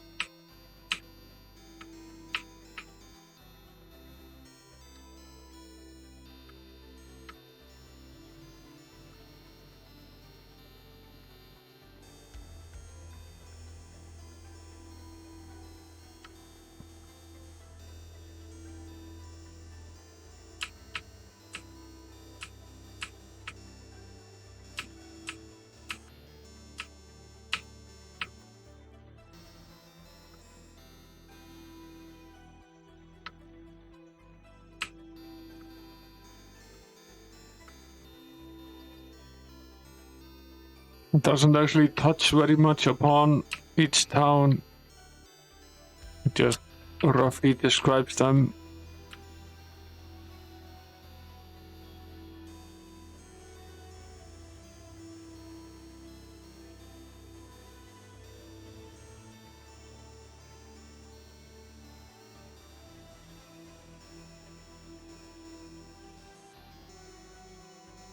Talks about this castle. Lord British magnificent castle is situated in the center of the continent, overlooking Brittany Bay.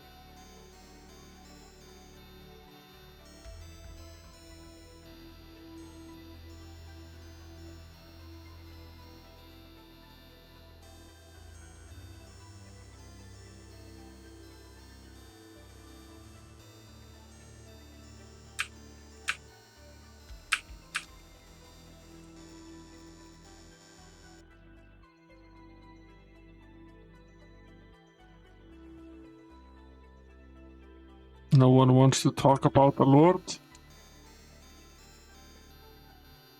This path is blocked. So is this.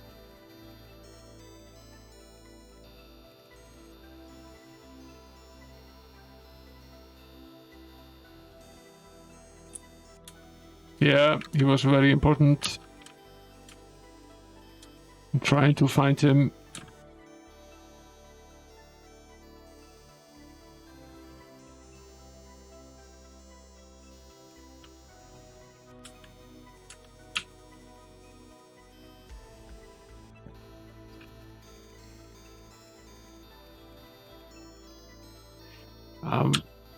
somewhat weary of opening random doors, which I'm not sure we should be entering. And fine.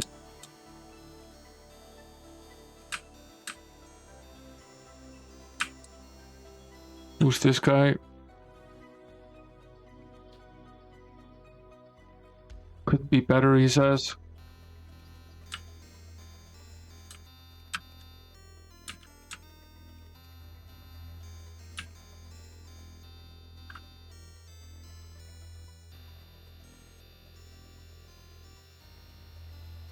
I accidentally ignited the torch. I have no idea why I did that.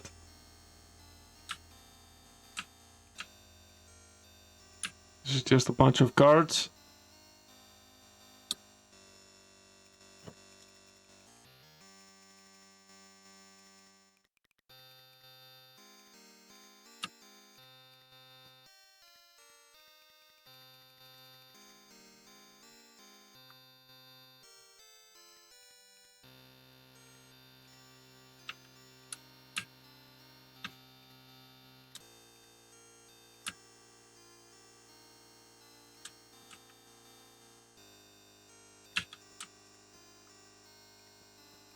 Sears as the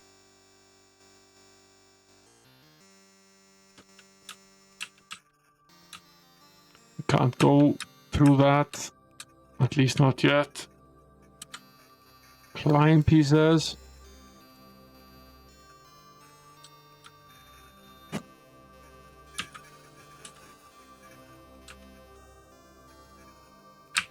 Yeah, we already conversated with a few of these guards. They're not all that talkative.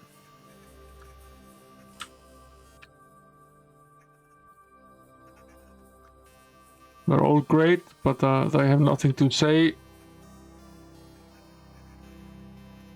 Who's this guy? Doesn't seem like a guard. A person with a white hat. He's the chef.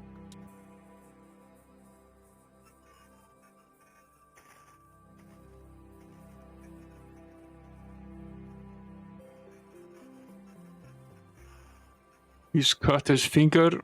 Good for him.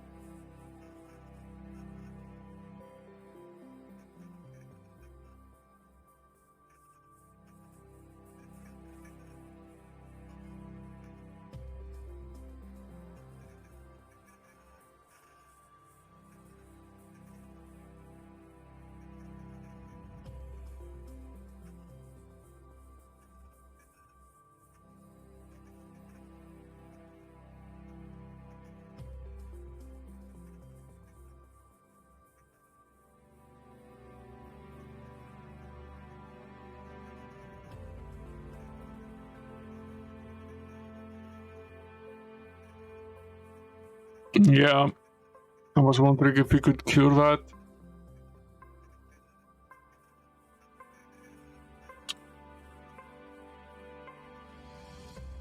Doesn't really appear to be anything useful.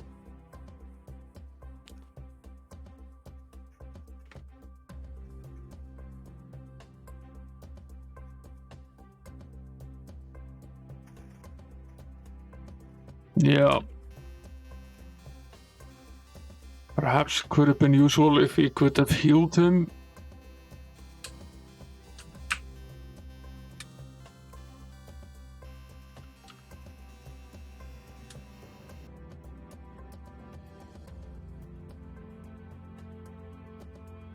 He's still the chef.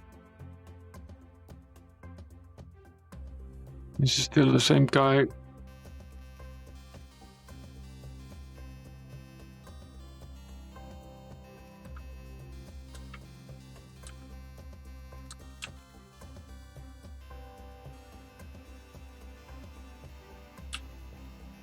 Very little to do inside this kitchen here.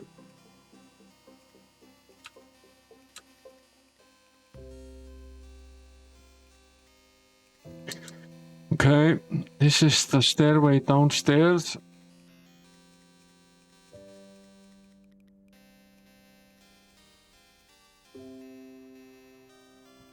This is the jester again. He's perfectly happy, as he seems.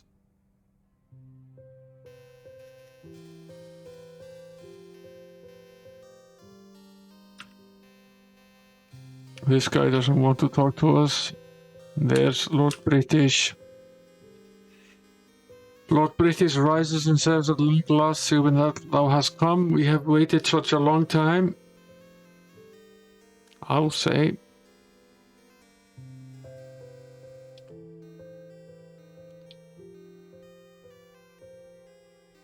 A champion of virtue is called for. Thou may be this champion, but only time shall tell. I will aid thee any way that I can. Yeah, I already looked up these basic 5: name, job, health, join and buy. Give as well. Give is one of them. And of course look for clues and whatever they can say. I rule all Britannia and shall do my best to help thee.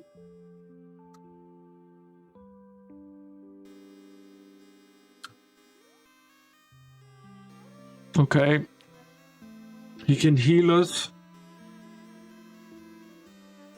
That's good.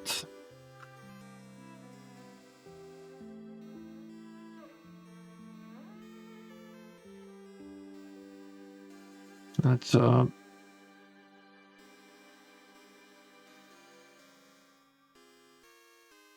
let's see what he knows. The 8 virtues of the Avatar are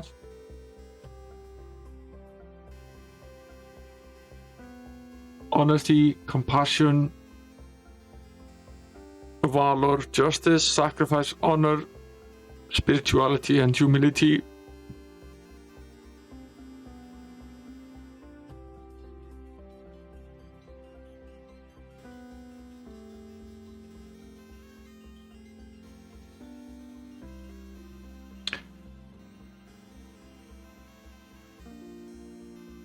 We can probably ask more about all of them, which we will.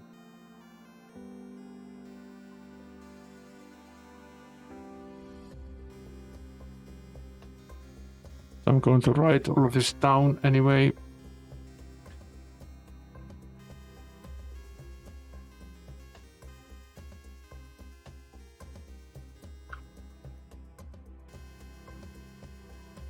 He says about honesty, the fair town of Moonglow on Verity Isle is where the virtue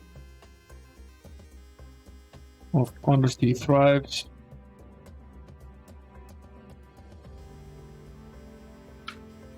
Compassion. He says the bards in the town of Britain are well versed in the virtue of compassion. So that's basically then why we are here. This is our hometown as well as his.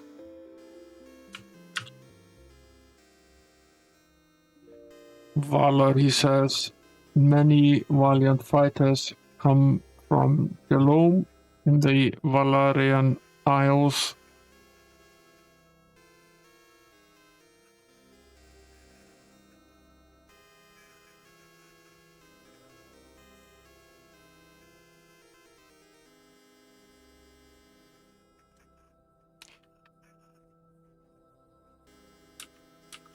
So the fighters come from Gelome, the bards come from Britain.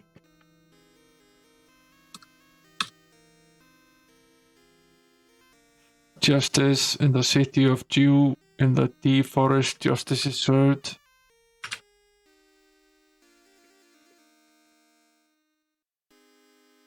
It doesn't actually mention a class, not all of them actually do.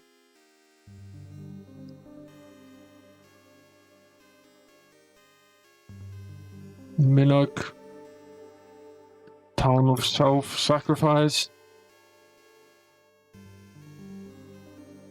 lies on the eastern shores of Lost Hope Bay.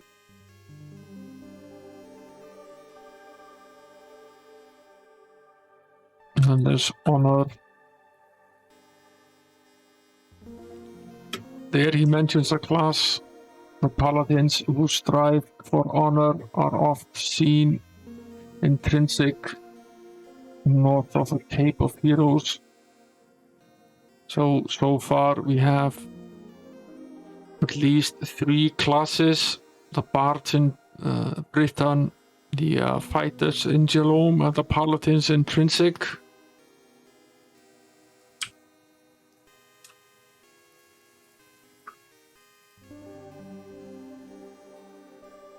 Pretty sure I typed that incorrectly. Probably doesn't need you to type all of it. In Scarabray, the spiritual path is taught. Find it on an isle near Spiritwood. That leaves humility, the only virtue we haven't discussed with him so far.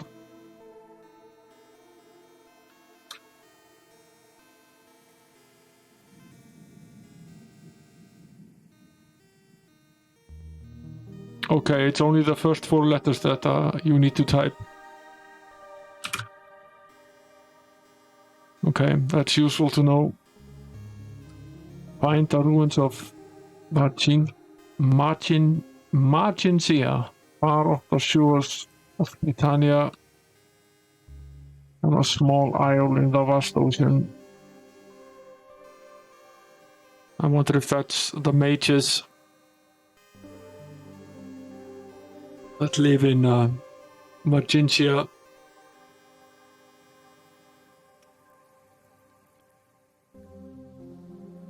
I wonder if I can ask him about the mage or any of these places. No.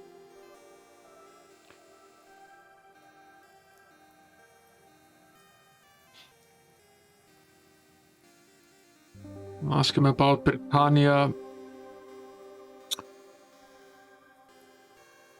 He says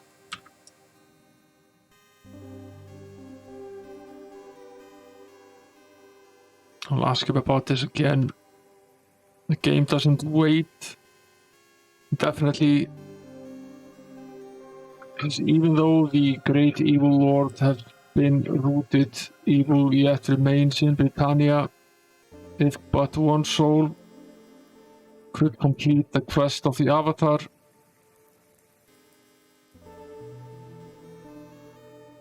I'll ask him again. We only need to type Brit.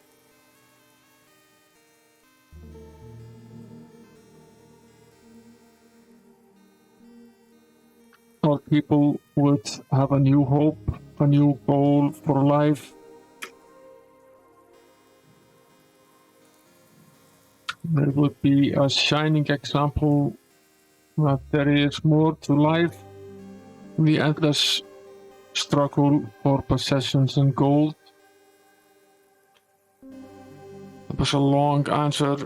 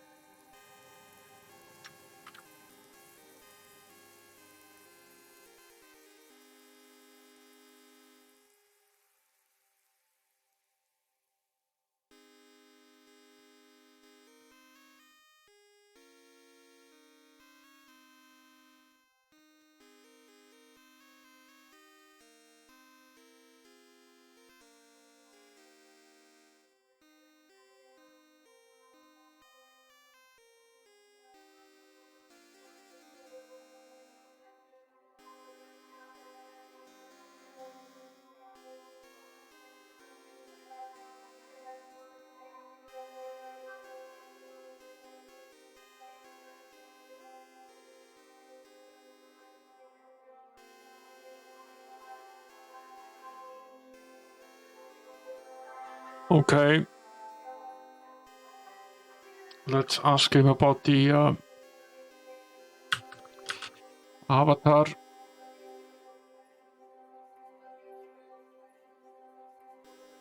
be an avatar is to be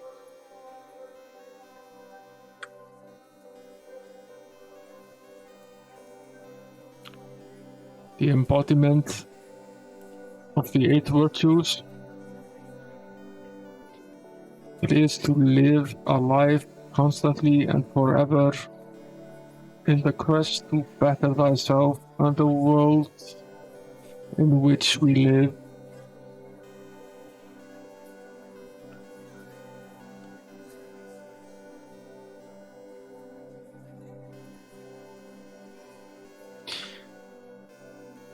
Okay, so it's basically what it is that we need to do.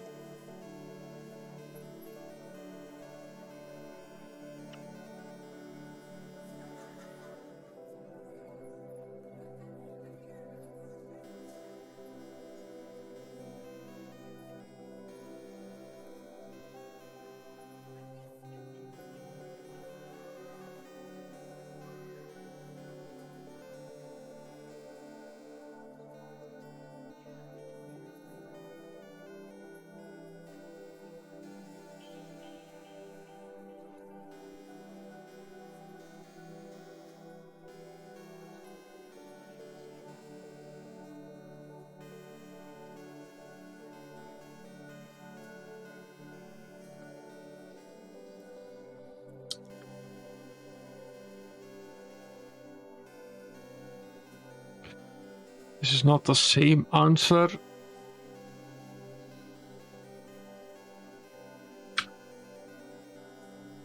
It's a slightly different answer to what is essentially the same question though, the quest of the avatar.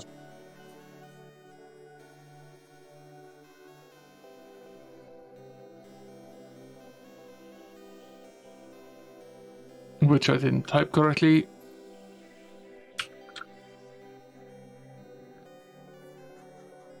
Is to know and become the embodiment of the 8 virtues of goodness.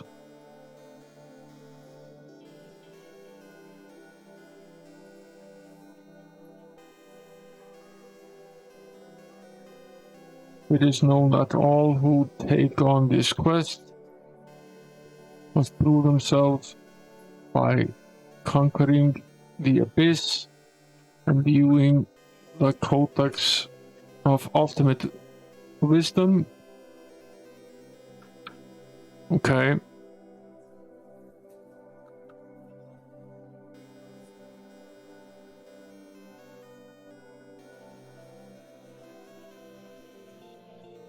Not a lot of intricate details as to how we can achieve this.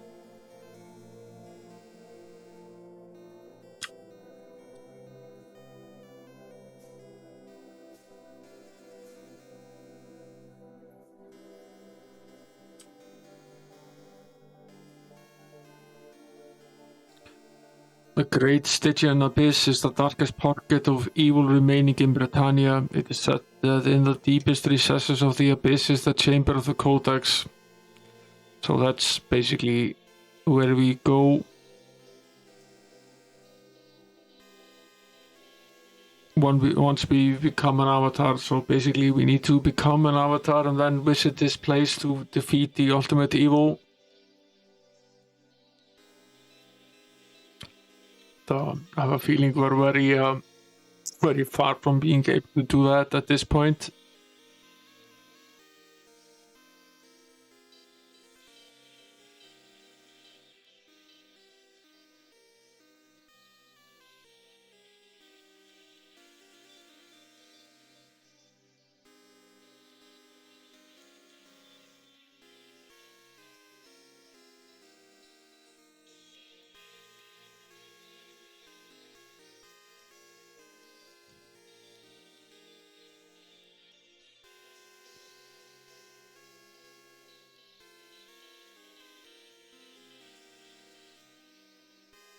Okay. I think we've mostly discussed everything that we can discuss with this guy right now. At least I can't think of anything else. Very well, my friend, he says. Okay.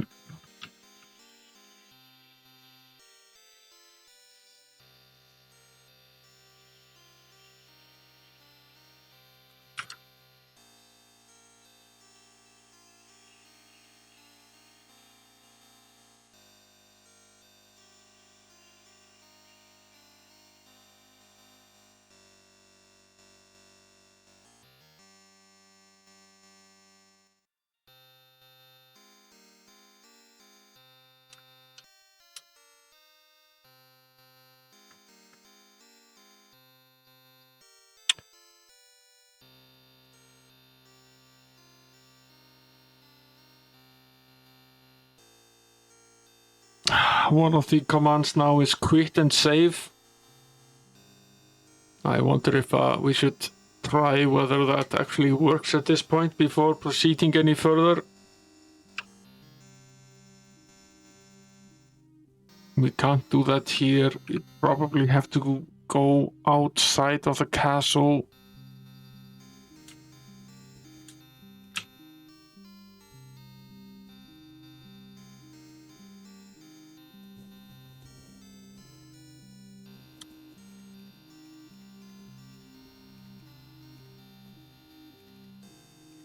Here's the prison. I have no business being here.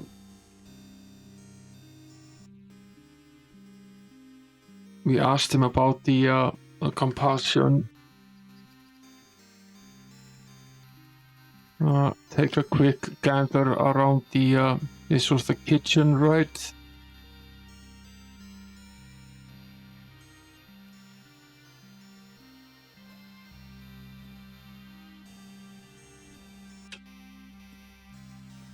That was the kitchen.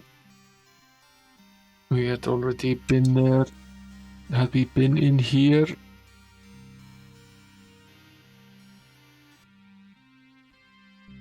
This is a guard.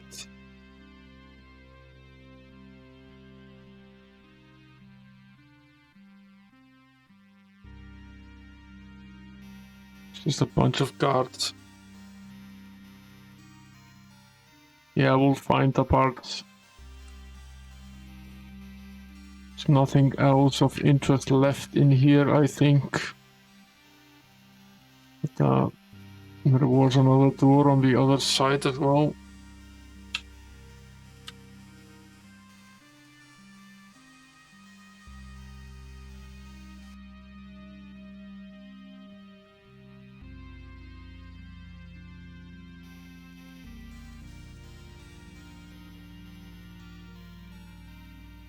Who's this guy?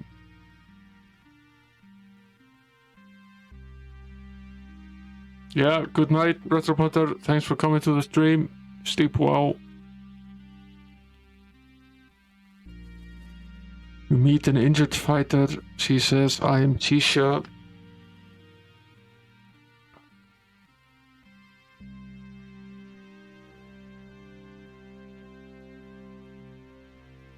So we know she's a fighter. And we know her name.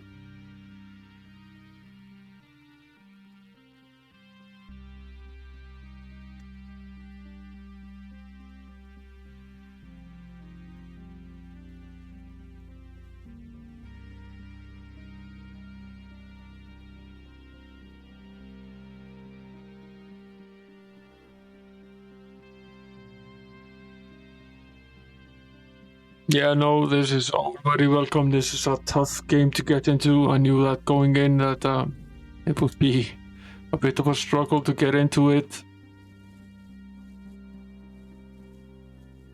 But still, according to people that have played this, it's very much worth the time that you put into it. And it makes sense since it's the first game in a long line of games to start with this one. It's generally considered to be the start of the series, even though there is a game 1, 2, and 3. Many people consider the fourth game to really be the first game in the series, which is sort of weird, but we won't take that away from people.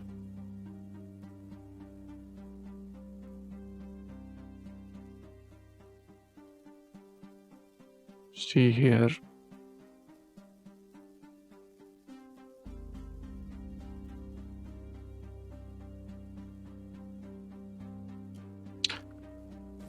Yeah, we know she's injured. She has a grievous wound.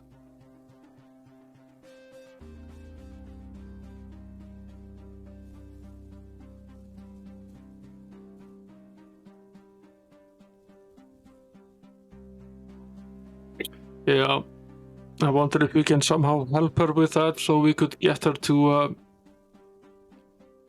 join us on our quest here. We could use a fighter.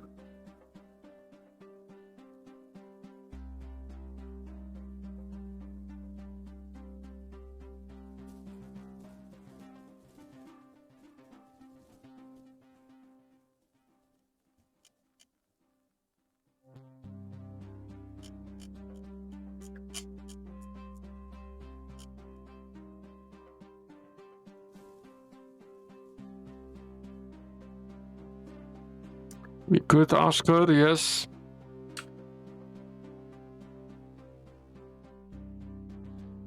She cannot join us. Possibly she could if we were to cure her, but we don't have the magic yet.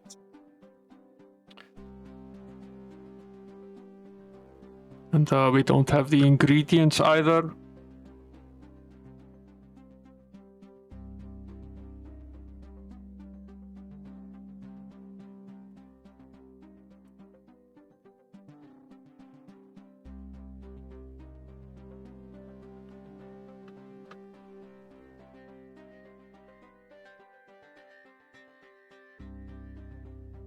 We'll come back to her.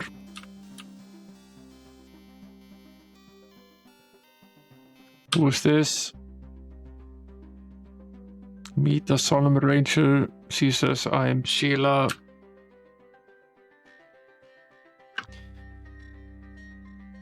Search for the inner light.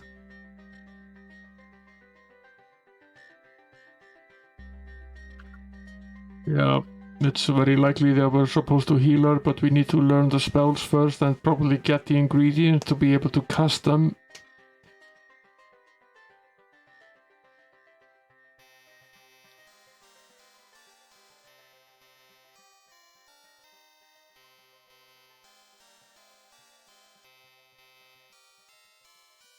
All we can really see here is that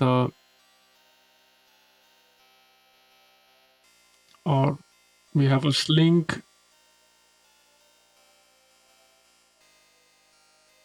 Yeah, I think beating her to death is, you could sort of think of that as compassion, but I wouldn't really appreciate it. We're wearing cloth armor. When we have a sling, we have 300 hit points, 240 points of experience. We're a male bard. That's basically all we have. Don't think we have any other items with us or in the inventory.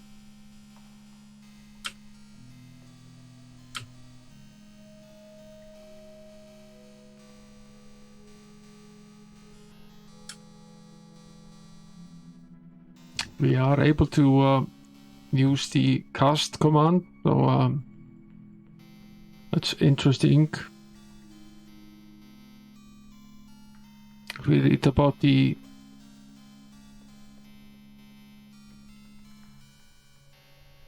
not the cure spell, garlic and ginseng.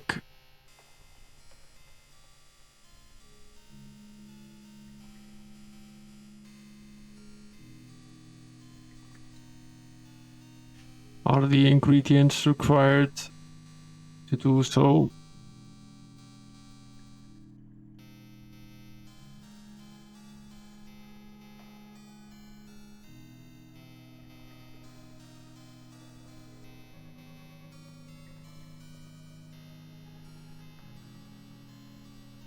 I wonder, yeah, I know you have to prepare them. I'm wondering if we have the ingredients to actually do so.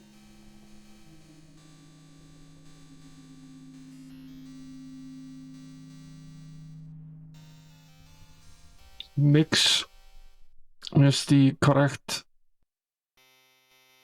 mix regions for a spell.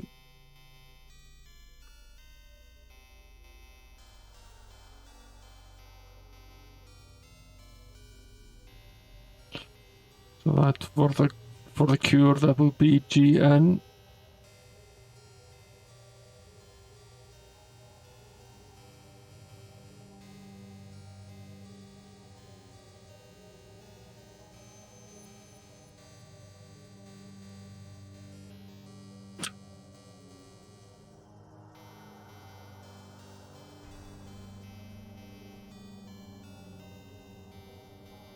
Yeah, there in the quick reference, I have it in front of me.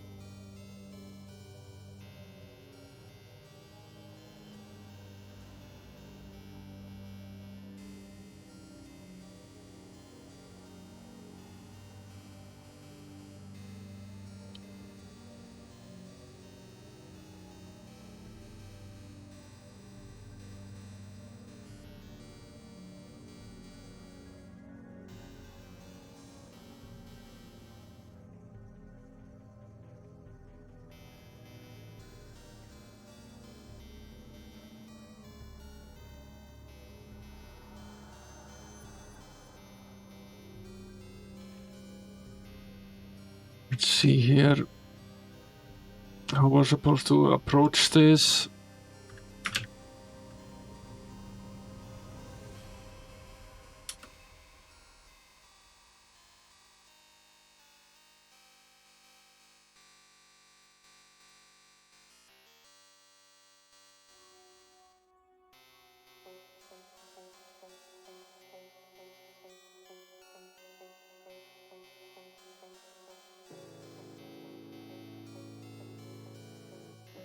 Or should we try the name of the spell? Mixed regions, okay, you have to type in the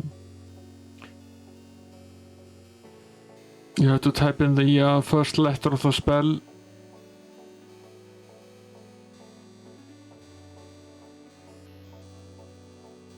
And you have to know the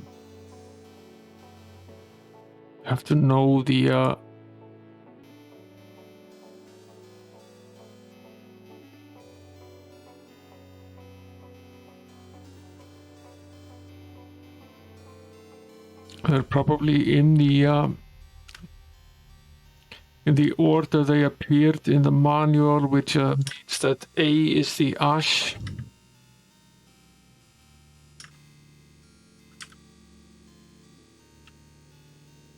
B would be the ginseng, C would be the garlic, D would be the spider silk, E would be the blood moss, F would be the black pearl, G would be the nightshade, and H would be the mandrake root.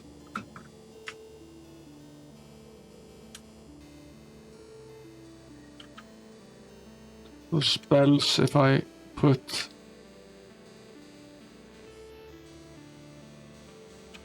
letters next to them as well. Put this all into my reference guide here, and typing all of this into the document. We'll eventually learn all of this, but it's tough going to start with.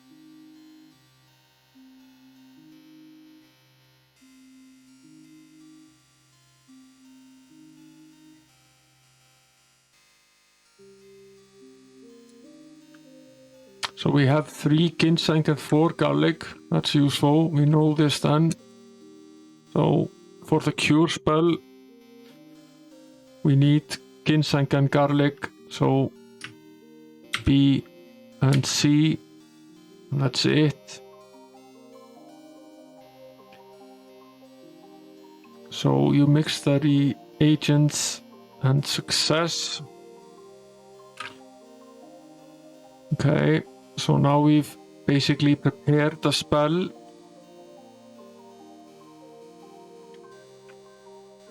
And then we can potentially cast it. We need her name. It's Shisha. We need the name to be able to cast a spell.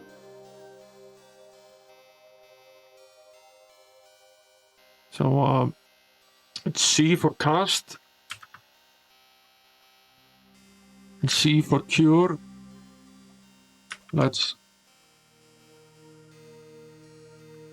We can't type any name. We need to she needs to be a member of the party probably. So unless she's a member of the party, we probably can't cast a spell on her.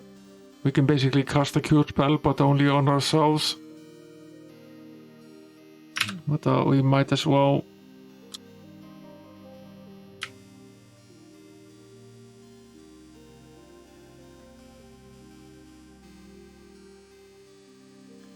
We might as well make up the as many spells as we can. So now we can basically cast it 3 times.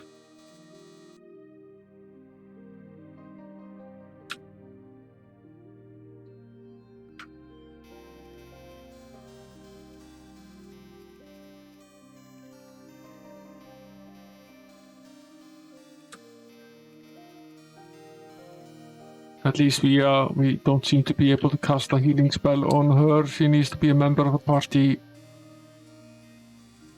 for us to heal her, and there really isn't at this point a lot more we can do inside this place. So let's head back outside. Maybe end up in a fight.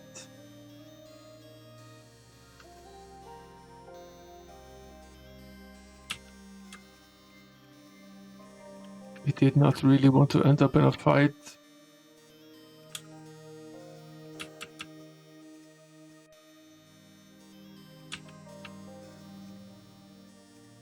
All we wanted to do was enter the town.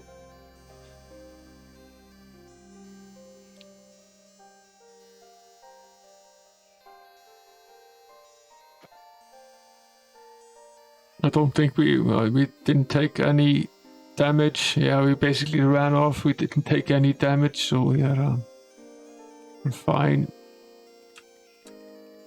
Well, this is the town itself. We wanted to save, right? That's what we wanted to do.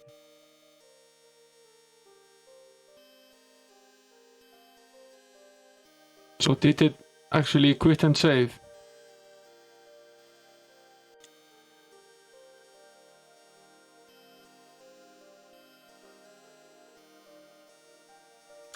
Let's hope it did.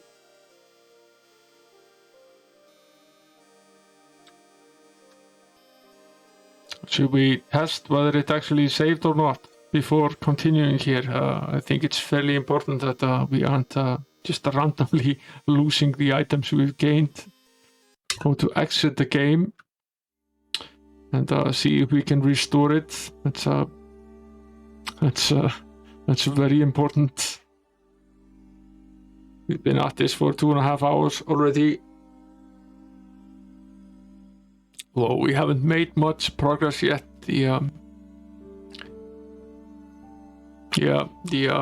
This version at least does not quit.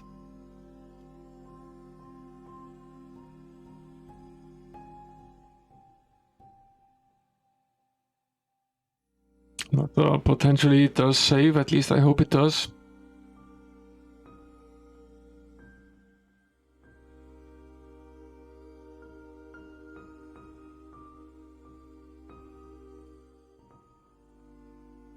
Yeah, I know. It's just I want to be sure that we can actually save.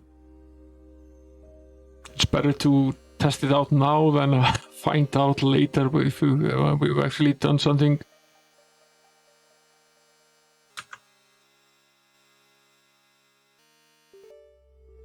Preparing for thy journey, it says. Yeah, it does seem as though, yeah, it did save. We're in the same position. It did save. We have the same amount of experience, so we're not totally lost. We have a sling and cloth armor still, and what we wanted to do was go into this town.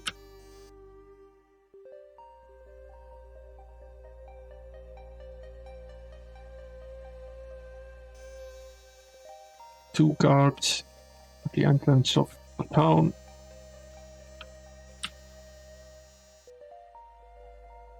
Tired shepherd.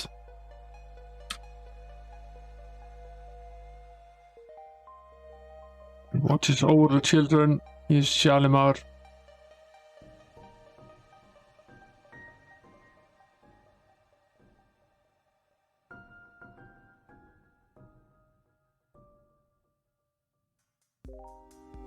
He says compassion strengthens the soul as knowledge tempers the mind. He asks, have any kids? Yes.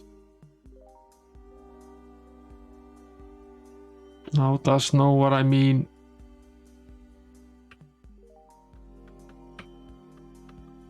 A fair point.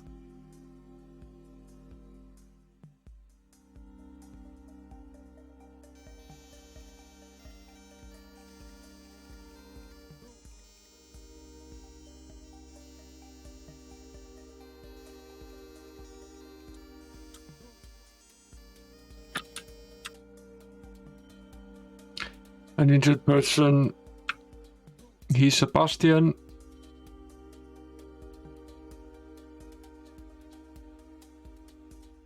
He says, I know a terrible secret.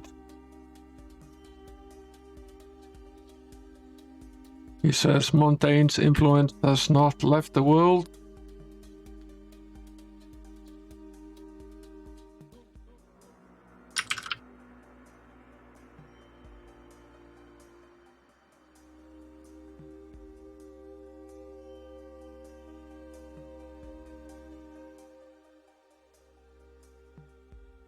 Write this down. Ask him more about Montaigne. An artifact remains.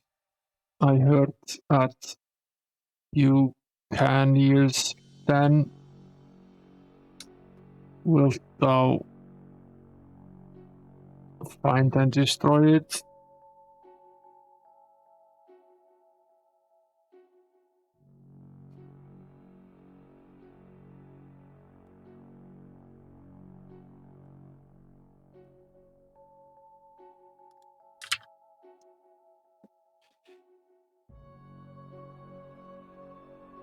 Of course we will.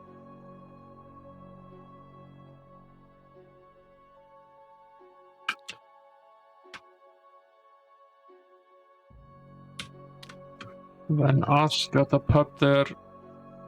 Let us go. Okay, we know what to ask for.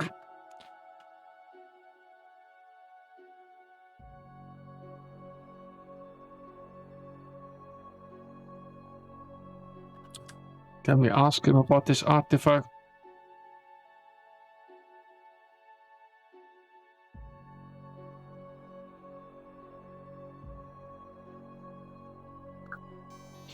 Fine.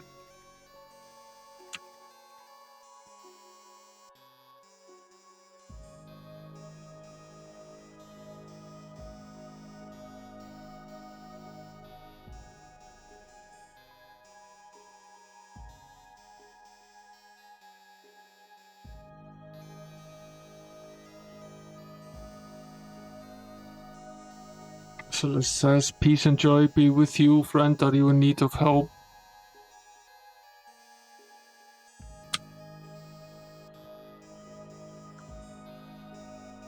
They can perform curing, healing, and resurrection. Okay. So we can basically talk over the desks here. So we could have used this in the other place as well. It's useful to know. We meet the druid. He says, I am Chapero. He says he's alright. He says, I'm looking for Julio.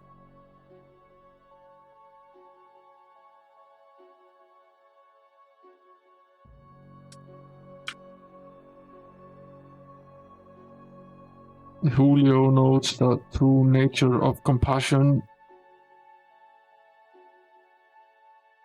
Art thou on the quest of the Avatar?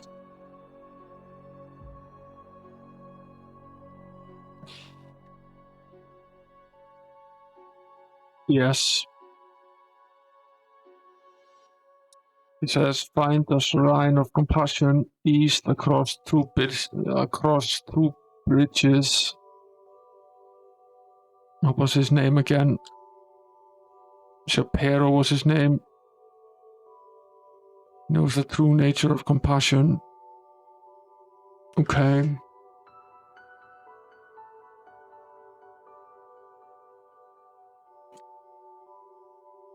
Okay.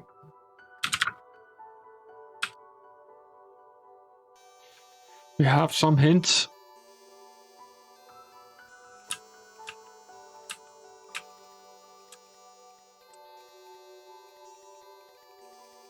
We forgot to ask him about compassion.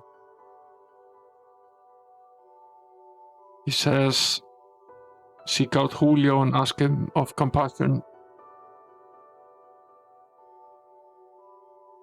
It's another task.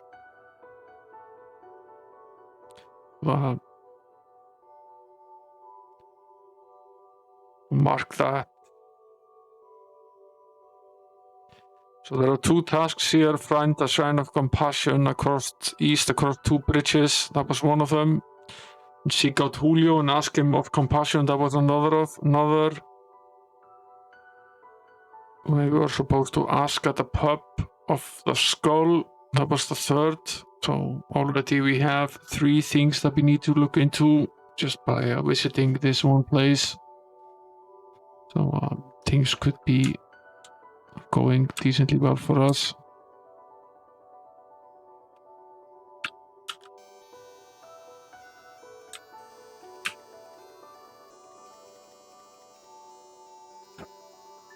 This was the shepherd with the kids. This was the jester. He dances and sings for the children. Or she, rather.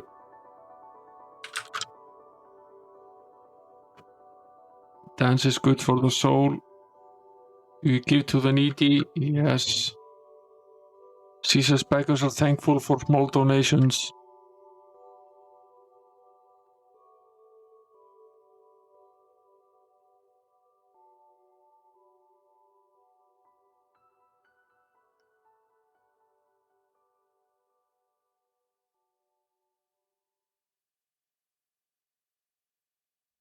That's a hint. We'll keep that in mind.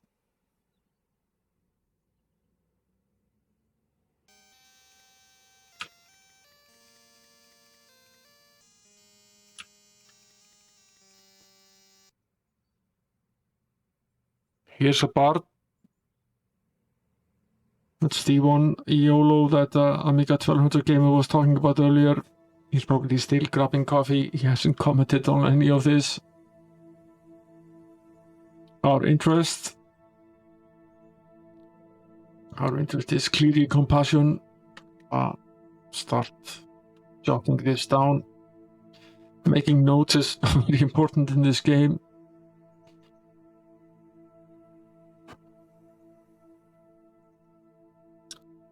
If you treat someone else well, then they will have reason to do the same.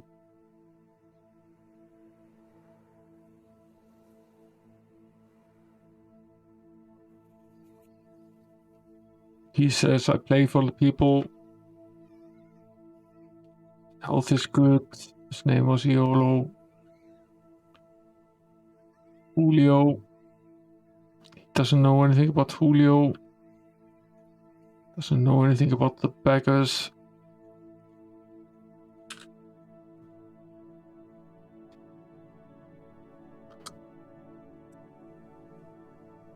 Nothing know anything about the pub or the skull.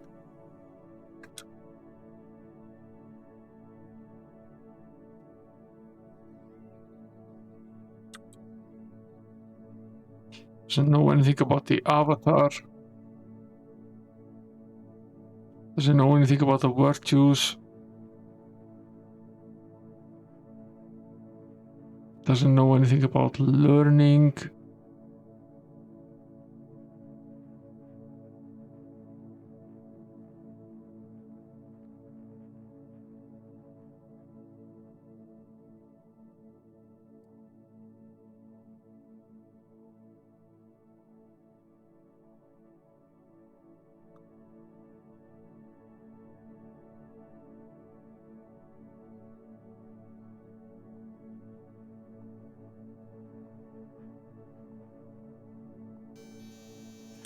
Okay.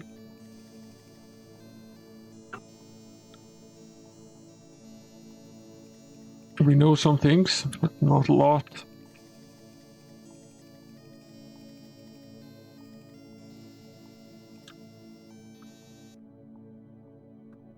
We made a tired shepherd.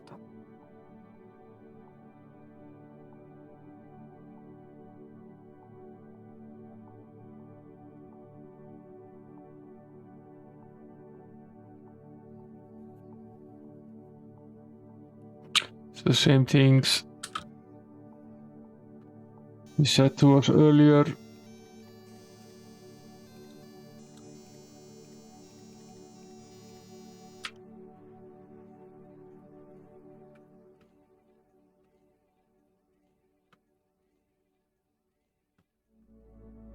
Okay, that's good to know. We didn't exactly roll apart, we cheated a little bit, but we won't tell anyone. No one on the internet will ever know that. It's not like we're streaming this. People can watch the VOD. Yeah, that makes sense.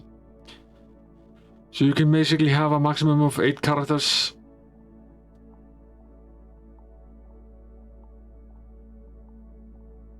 If we meet a drunken fighter, it's probably not what we want. He says in the bottle of.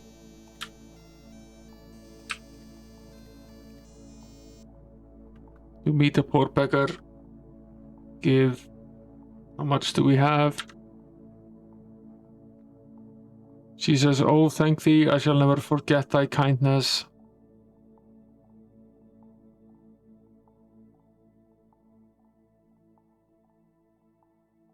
Name. She is bright.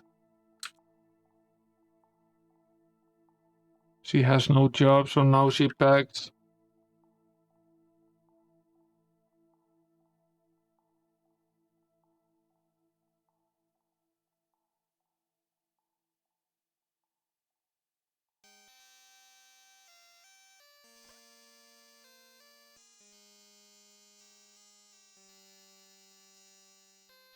We have now 199 gold. Britannia Manor. We got lots of. We spoke to some people. We learned we should ask at the pub about the skull. Find the Shrine of Compassion east across 2 bridges and seek out Julio. So we've learned some things.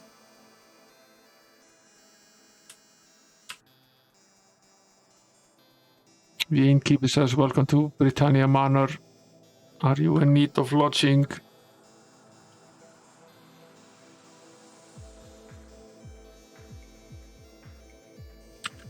So we can lodge here for 15 gold. Probably heal ourselves in the progress. This is the pub. That's Joe. Yo ho ho and a bottle of rum.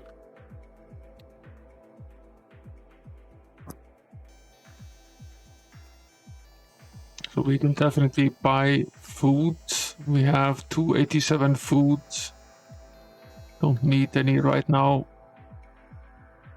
That's another bard. He is cricket. Doesn't know anything about compassion.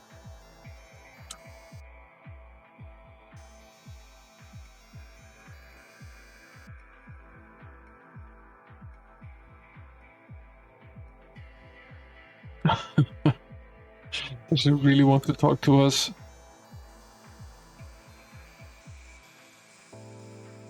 Welcome, mate, to Jolly Spirits. Buy either food or ale.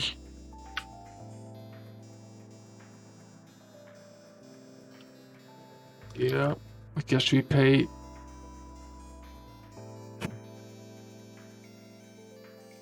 Have some ale.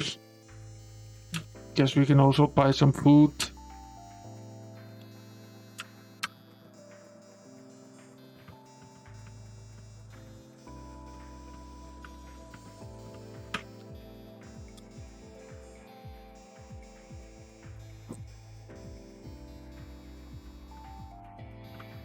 Specialty is lamb chops.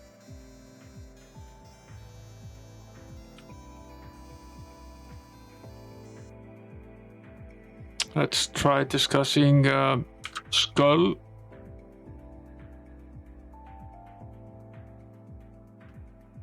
Doesn't want to talk about that. Or mundane.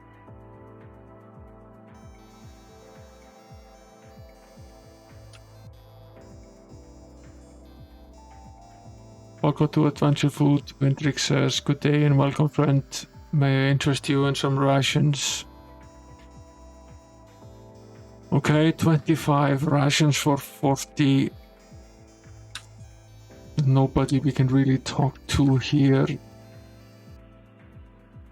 That's Joe. I'll ask him about the skull.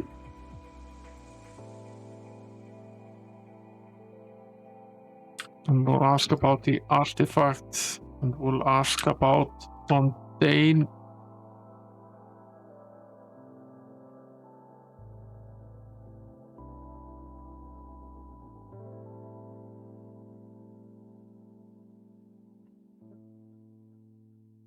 This must not be the correct place.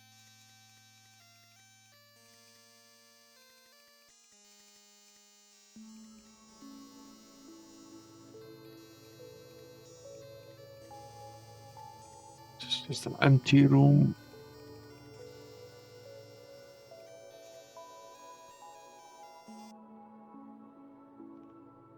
A wise shepherd. I'll ask him about compassion.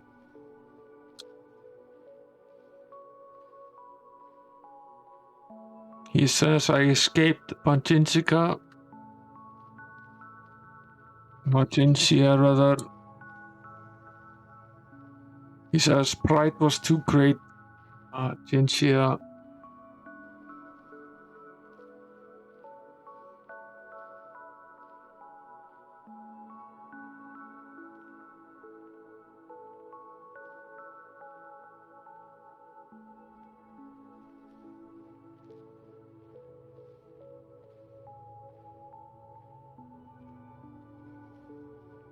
The city was destroyed by demons for its pride.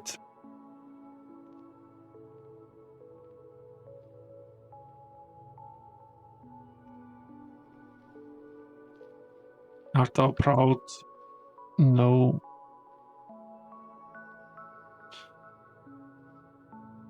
Pride exists without truth, love, or courage.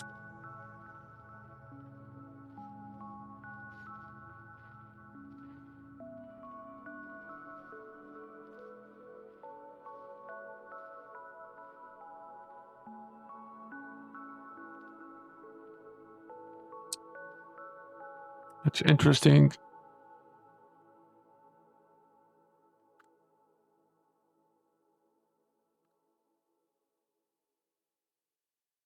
Did we ask him about compassion yet?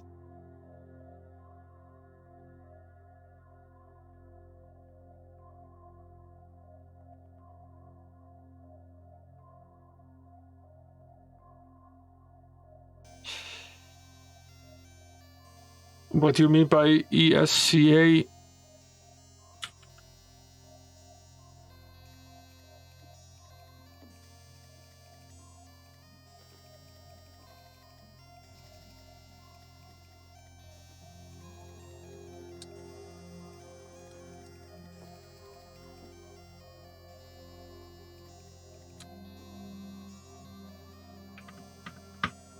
Here's the weaponry and armor store.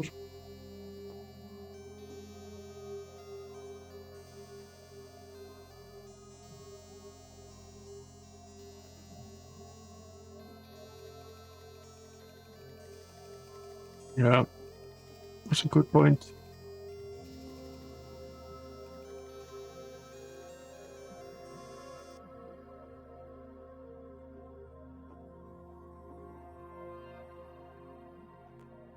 Oh, doesn't want to talk about it any further. I'm going to look up the section in the manual regarding the what we could possibly do with the characters in terms of armor and weapons. The bard.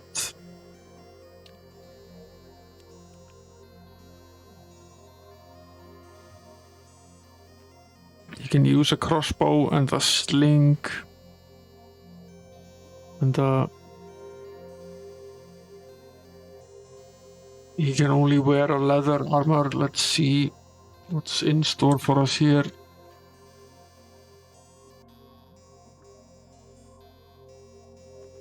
We're interested in buying.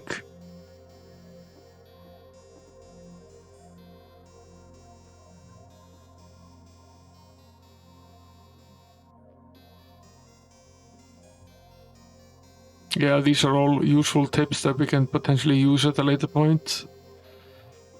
He has nothing. Staffs, daggers, slings, or swords. We already have a sling. But let's take a quick look. No.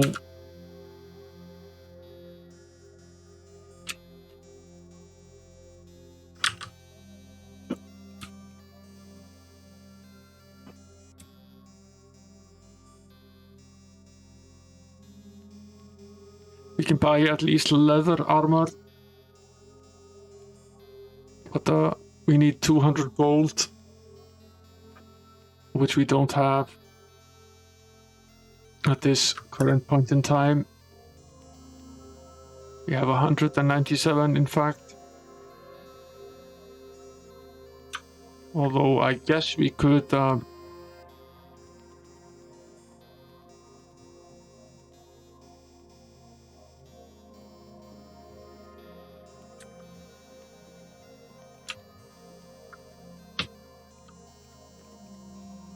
stop running away from me. We have no armor. Okay.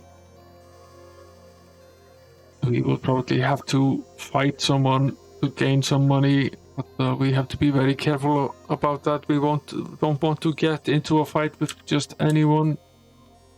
That's a bad idea. Now, the only hint that we got that tells us where to go next was that we were supposed to go east across 2 bridges. So that's potentially where we could head next.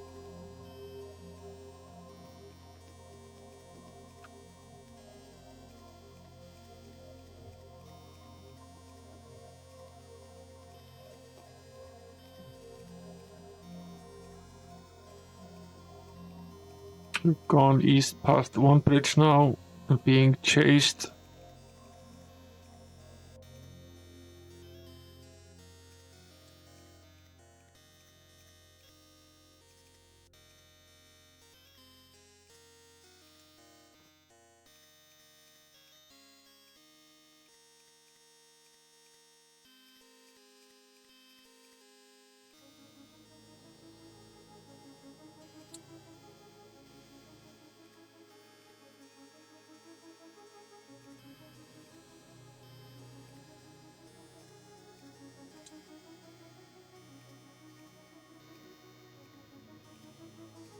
It's the other bridge.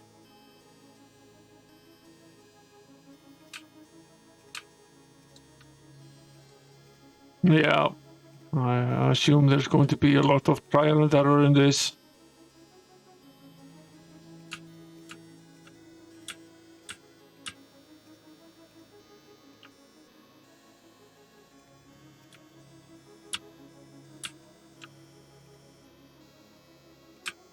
somewhere here is the Shrine of Compassion. I have no idea where though.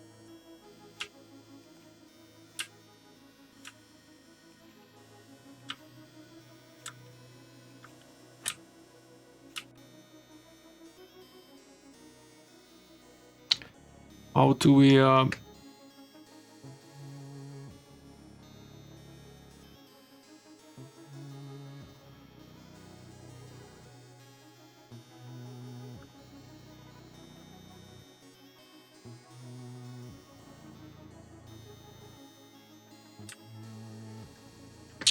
do we fight?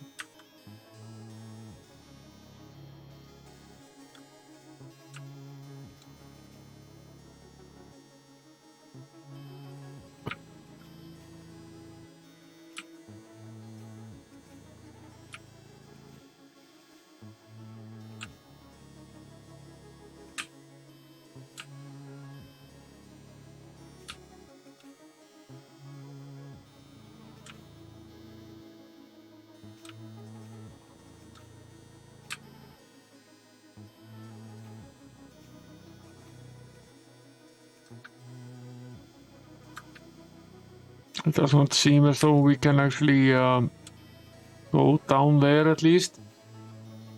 Let's try going up here. It said go east, 2 bridges.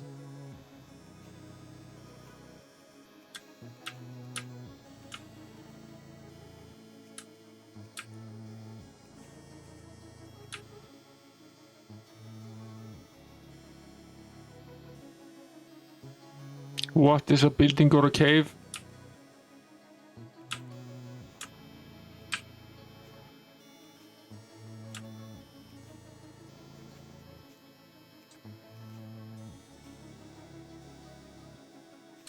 Yeah, it's E for enter, but what did you think was a building or a cave?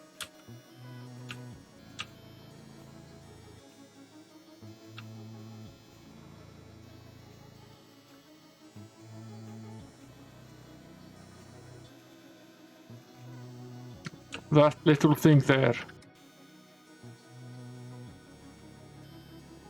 Enter the Shrine of Compassion, okay.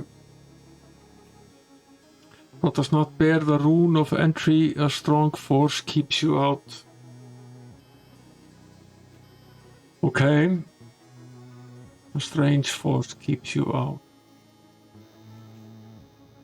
Okay, so we need some sort of rune of entry to enter this. I'll jot this down in our note.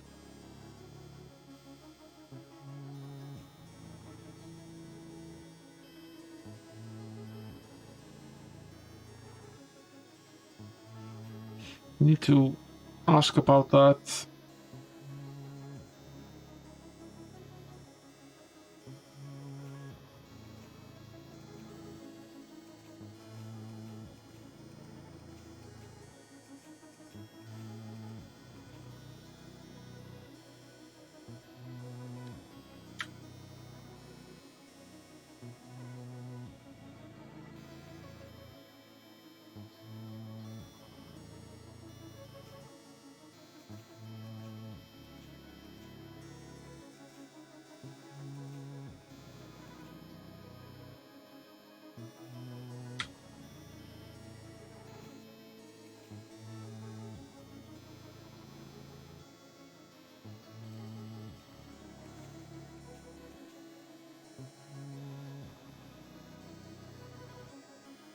Yeah, we should probably discuss it with him.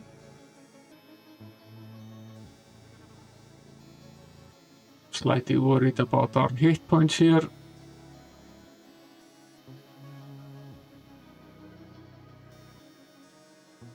I'm probably tired.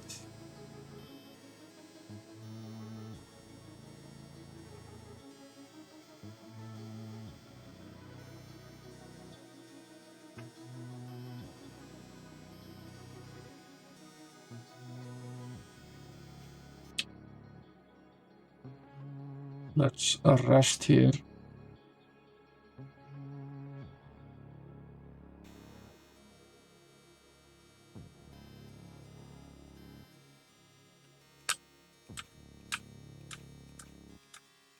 I had not noticed that our health basically drops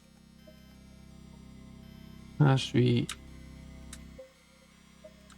move along.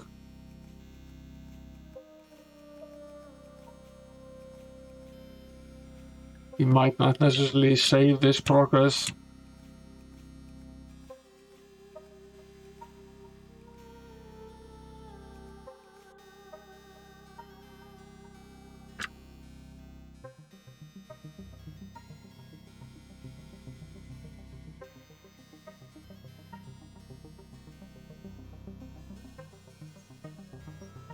Okay, I see how this works.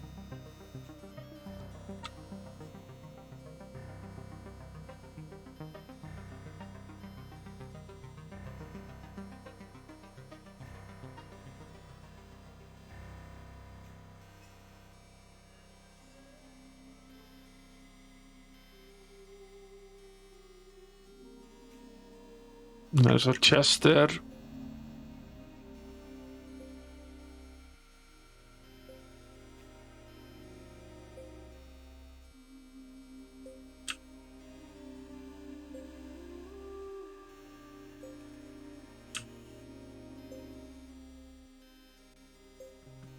$20 gold we got by opening up this chest. That's nice.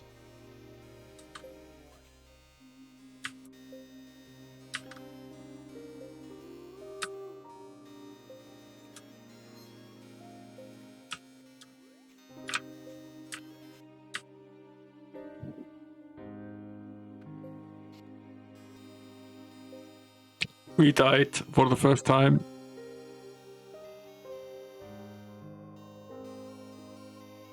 Lord British says, I have pulled the ice spirit and some possessions from the void. Be more careful in the future.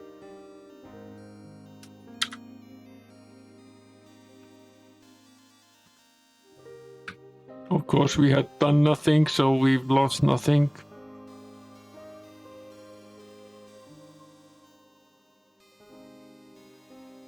Yeah, I know we do, but we need to lose though.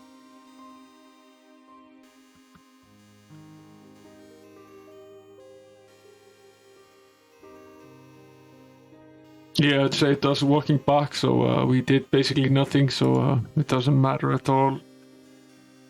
We haven't lost. I think we actually kept the experience that we gained, but I have no doubt we will die many times. He doesn't know about the rune. Doesn't know about Julio. Doesn't know about the shrine.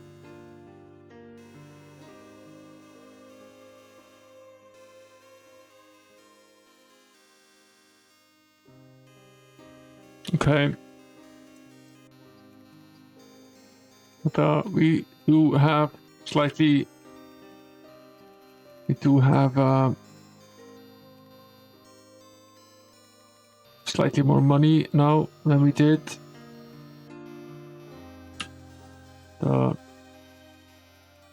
Also, I'm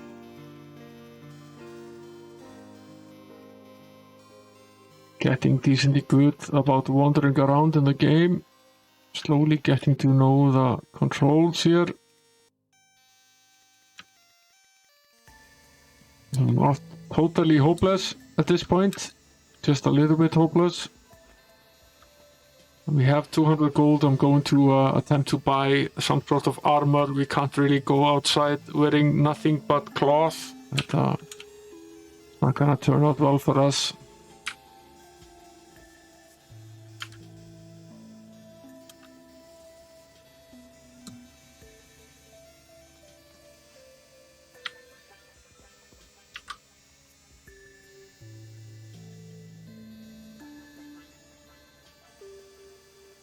How can we change the armor? We did buy it.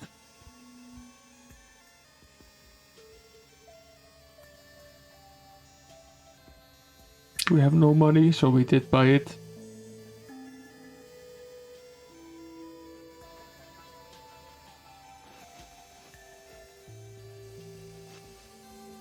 Well, we definitely got hurt by working in the marches, but there was also the bad guy. We were attacking him with a sling.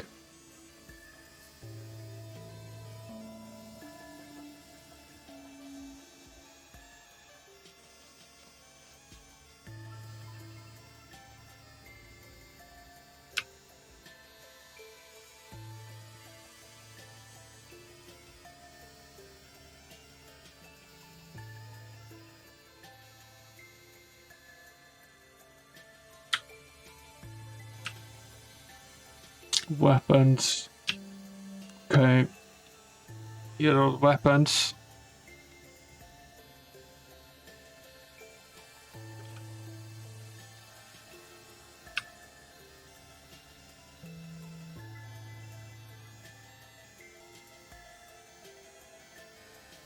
Yeah, I'm fairly sure that's actually true.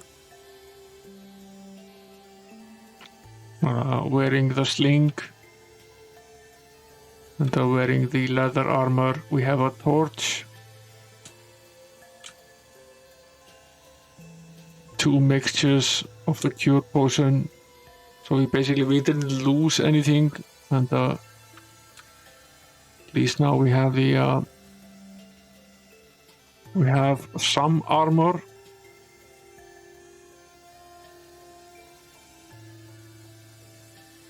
Let's go talk to this guy again.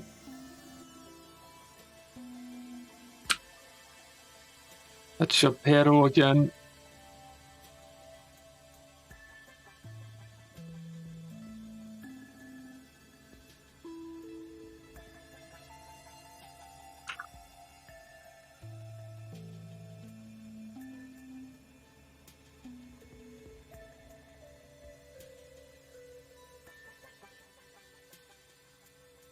All he says is we should go and seek out the Shrine of Compassion. We've already done that, but we need the runes to get in.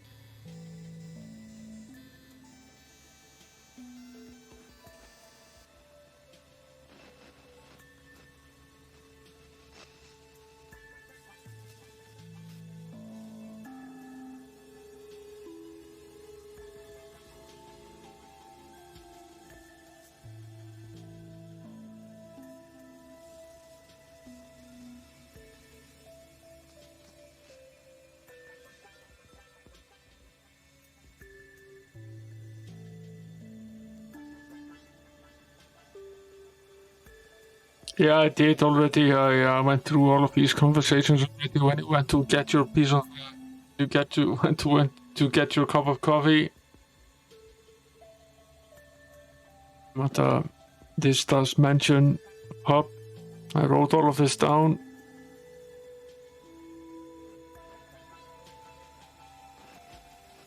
It's somewhere there's a pub called Buchanan's Den where people know about this.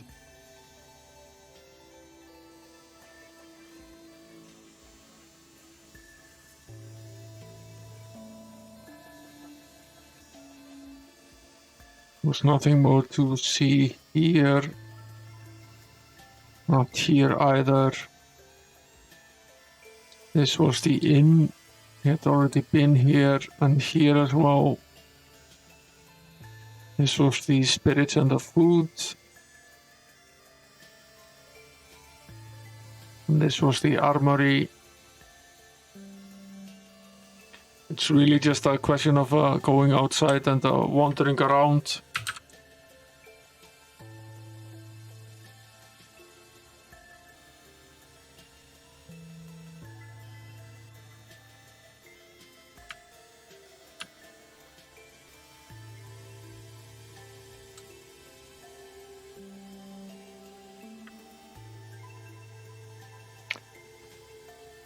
We killed the skeleton and gained 10 gold and potentially a little bit of experience. Yeah, 10 points or something close to that.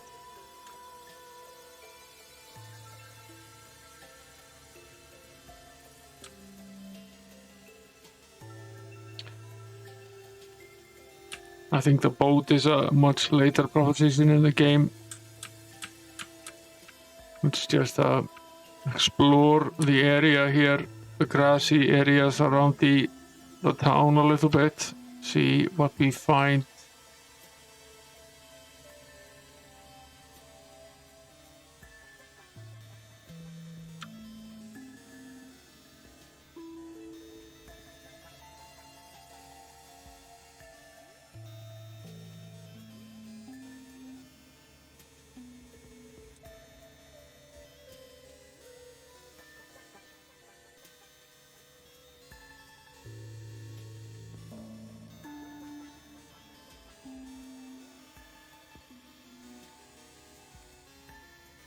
We're being hunted here.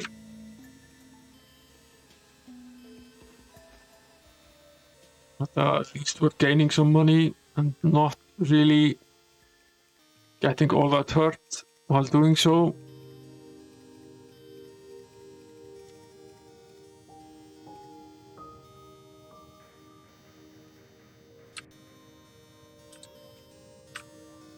Yeah, we definitely could use a fighter.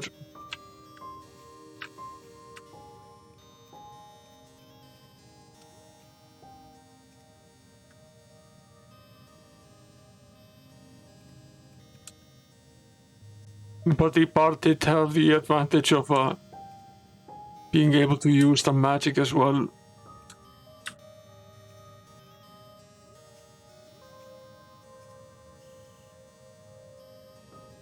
So that was a bonus. We gained some 30 experience points and 182 gold. That's nice.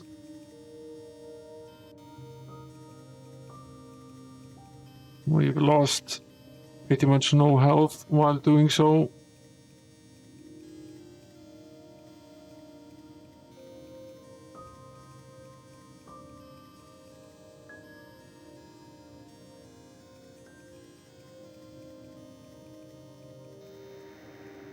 Don't think we will venture into any of the marshy areas right at this point.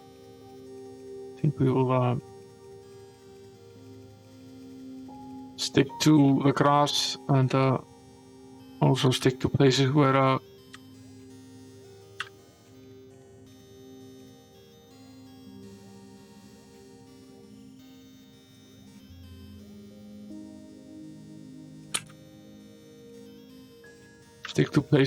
we aren't going to get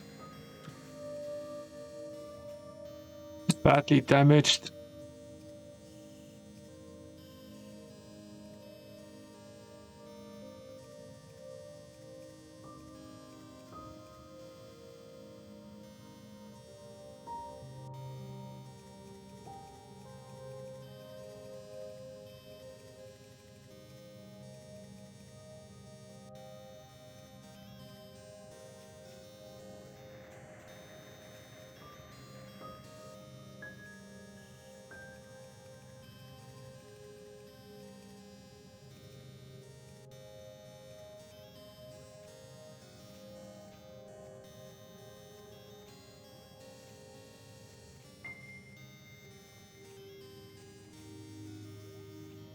This is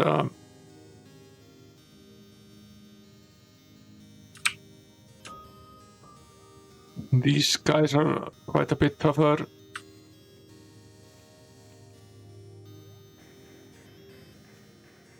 And we did eventually manage to beat them. We'll camp here.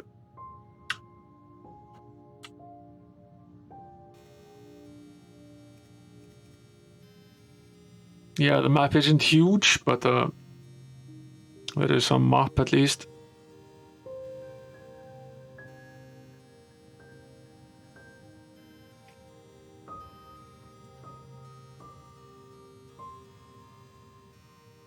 Taking a quick gander at the map here right now.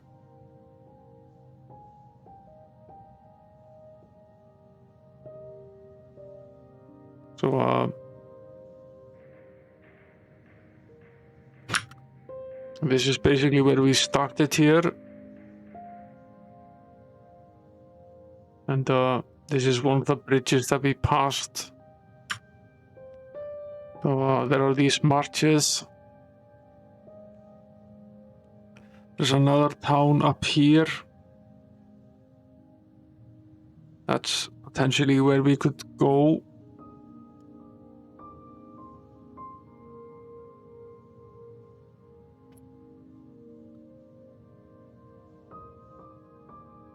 And it's quite a bit of walking. We could head here.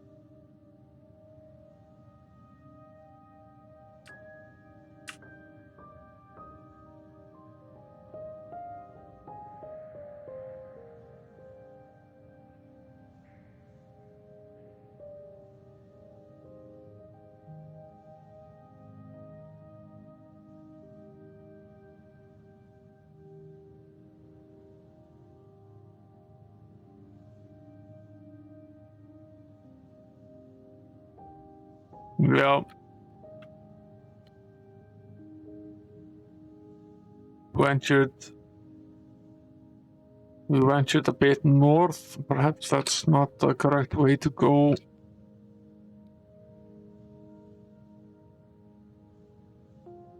But we haven't really gone all that far. Doesn't mean that we won't find ourselves lost, however.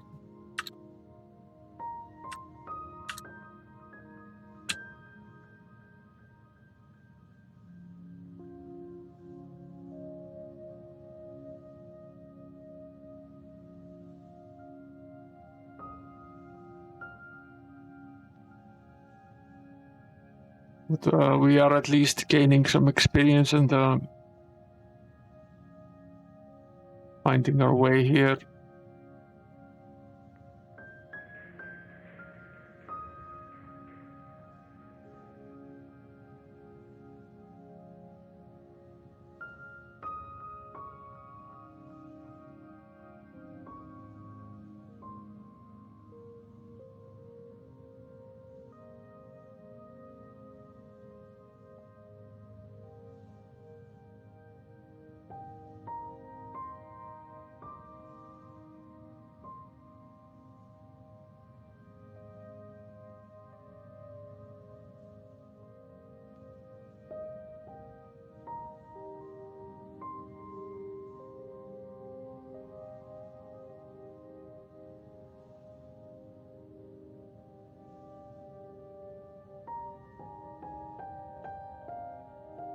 We're back in Britannia here.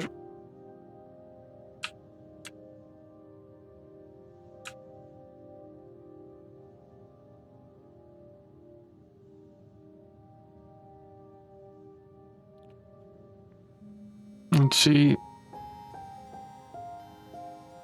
I managed to walk myself back there at least, which is a good thing.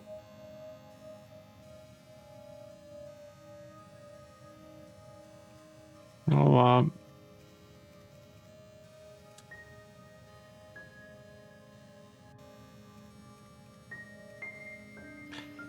we do go south here,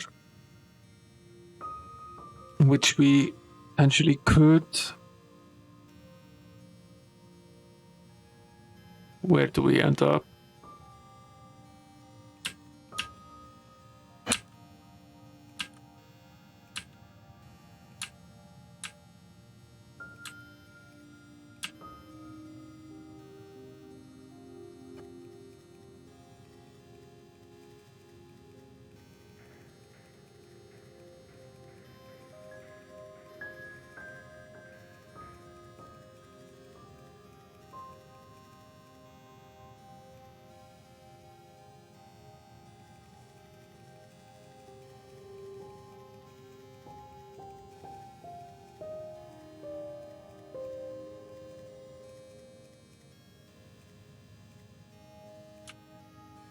walking on these areas seems to be just a little bit slower than walking on the normal areas. Doesn't seem to affect us very much. Whereas walking on the marches seems to hurt us quite a bit.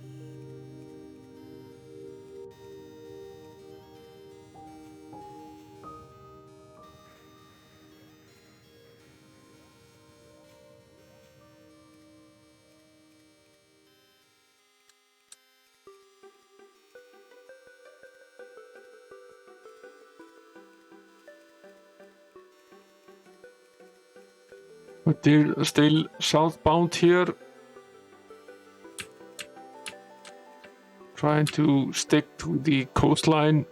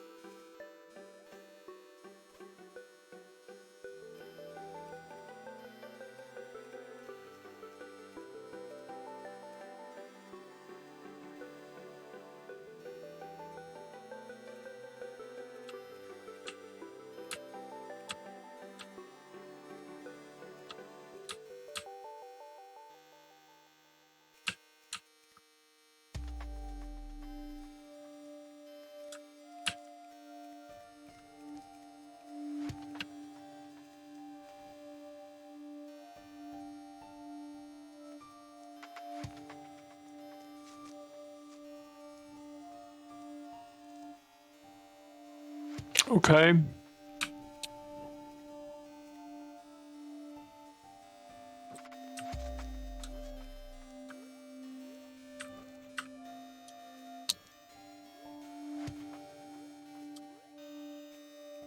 I just got shot at by this ship. Not interested in that very much. There's also a sea monster out there. Not very much interested in that either.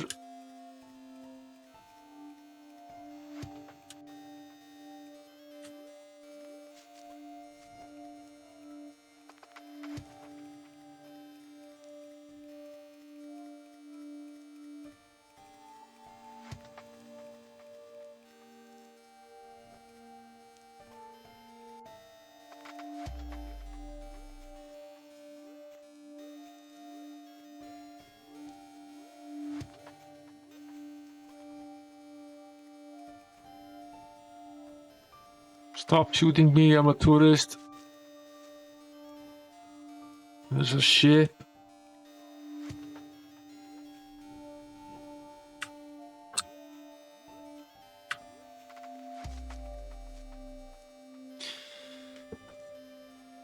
What did we manage to do here? Did we manage to steal the ship?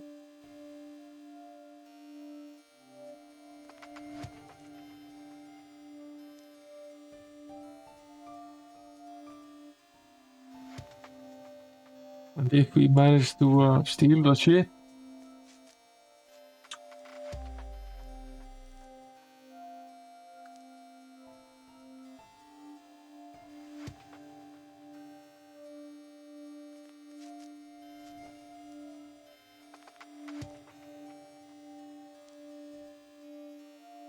how do we control the ship?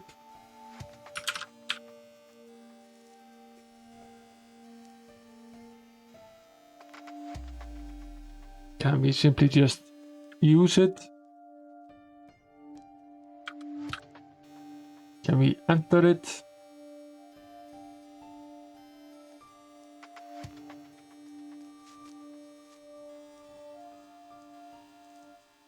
Can we board it?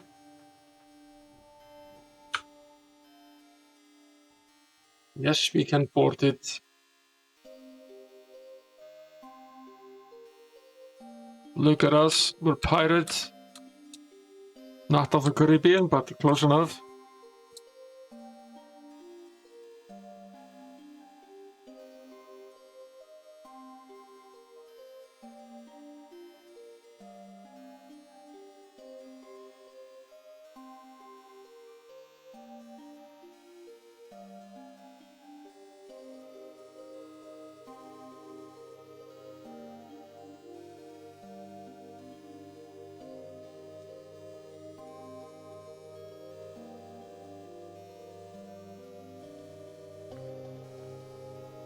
Let's hope we don't end up in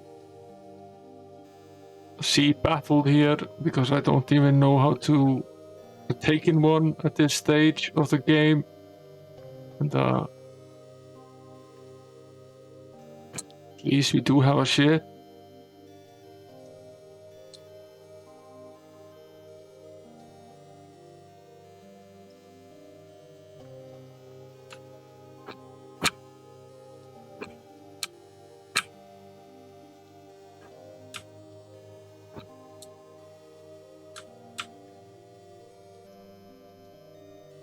There's something there.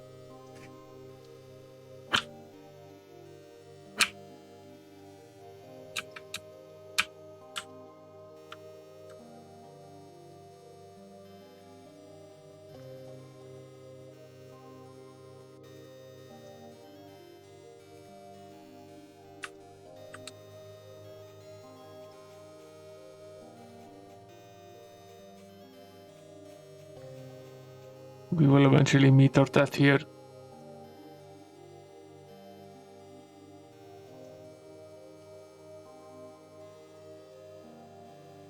Okay, there is an indicator on the map about the moons. Okay.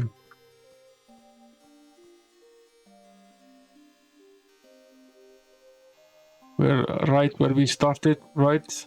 No. This is another town. So we've made it somewhere.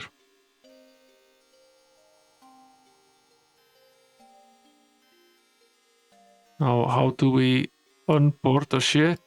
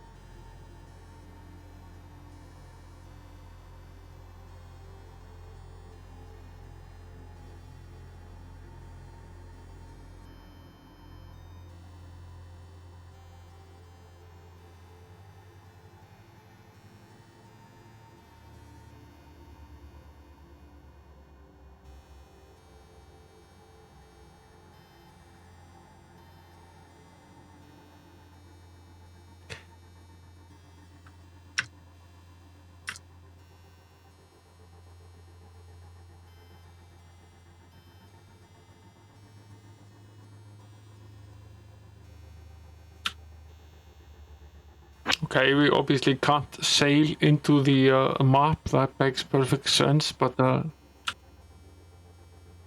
how do we get out of the ship?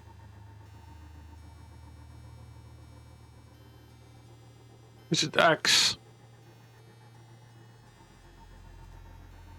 Okay, yes, it is X. Okay, this is Trinsic. We did in fact make it all the way to Trinsic. So we managed to visit 2 towns. We killed a bunch of bad guys, gained 200 and something experience points. We have 650 gold, and we've done things. So I'd say we're pretty much I'm pretty much happy with the progress tonight. We've done a lot of learning in the game, a ton of learning. Should be fairly safe here. We meet a wandering mage. Our interest, name, she's Quicks.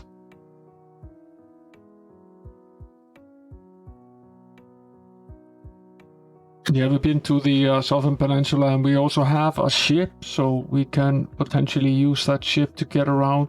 Should save us a lot of unnecessary land travel. I wasn't expecting to be able to just grab a ship so early in the game, but apparently we've been able to do that, so I guess that's good.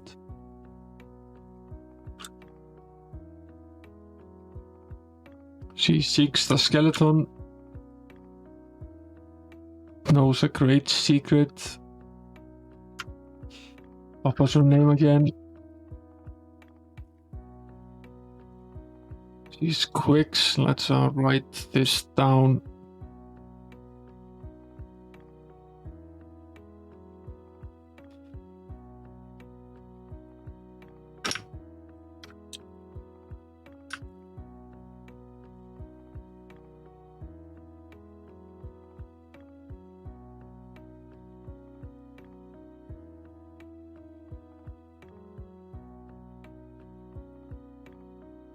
About the purple stone of honor.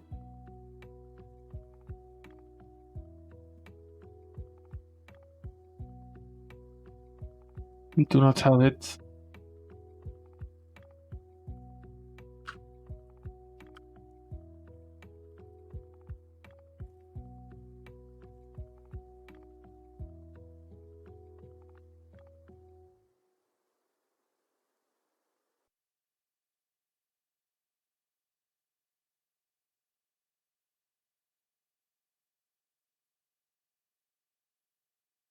Okay. I wonder, we could probably use a mage, but what we could really use is a fighter. Guess we could ask her to join us.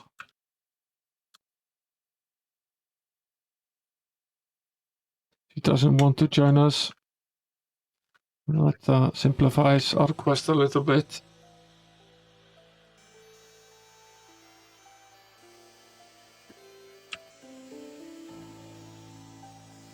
Nothing more here.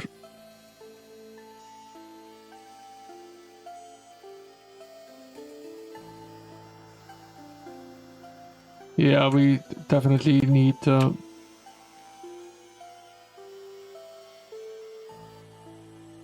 or both. You meet an ugly sailor. He says, "I'm Sailor Sam.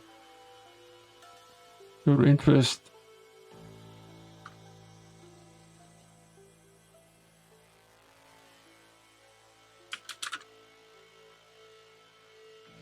Doesn't know anything about the skull. Doesn't know anything about the skeleton. He knows nothing of compassion. What was the town of Trinsic about?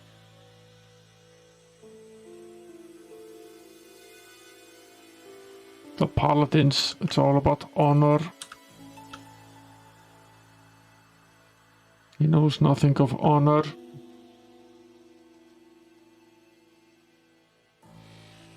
He sails the seas of Britannia. He says, "My specialty is navigation." No.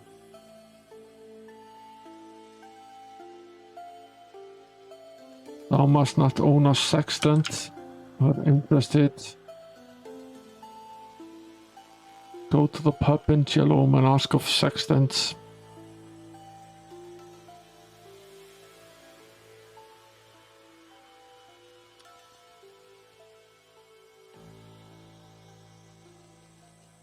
Okay, it will potentially help us get around.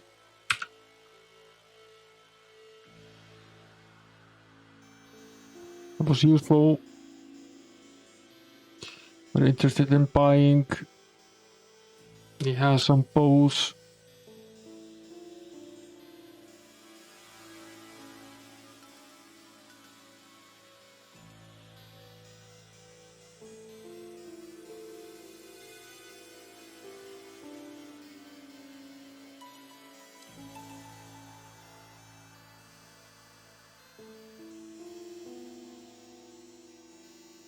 Let's equip this bow.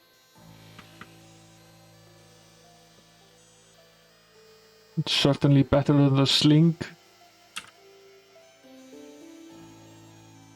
Yeah, wasted some of our money on this. We have 393 gold. The remaining, so it's a bit of gold. Here's the inn.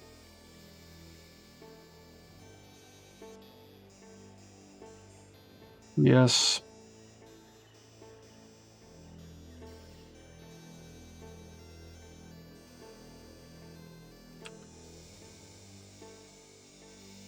We did manage to gain some health at least. That's nice. Who's this? So Scruffy Merchants. He says, I am Winthrop. He says a trade and rumors.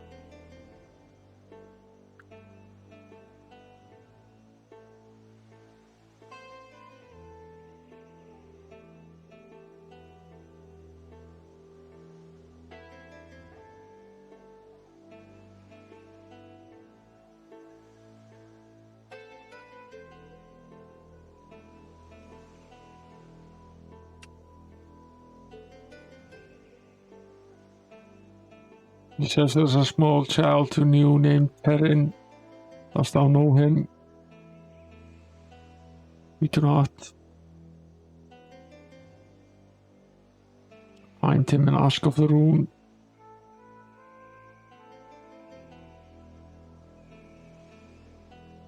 Interesting.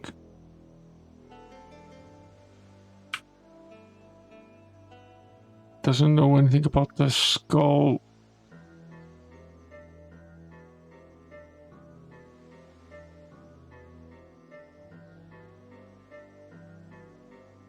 Doesn't know about the artifact.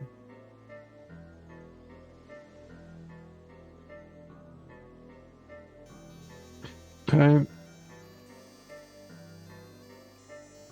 Who's this guy? A soulful fighter, he's sturgeon. Seek a place to rest.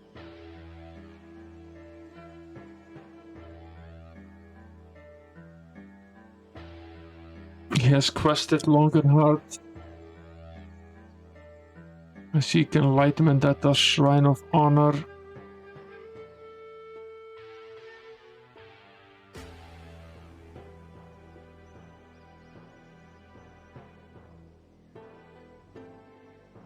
He says yes or no, you respond yes. He says good. What?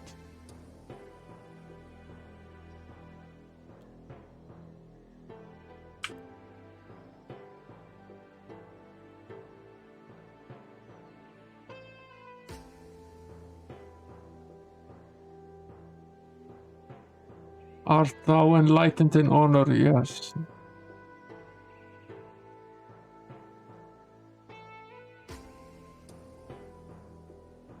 The Shrine of Honor lies to the south and west beyond the swamps, he says.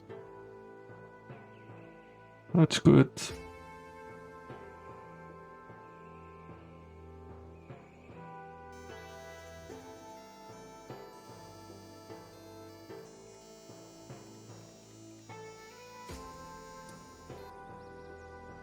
A sleepy fighter. He's Publius. He drinks a toast to honor.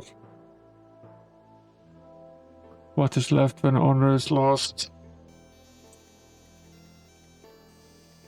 That's nice. That's Dupree. We found him. I am the leader of this town. It is an honor.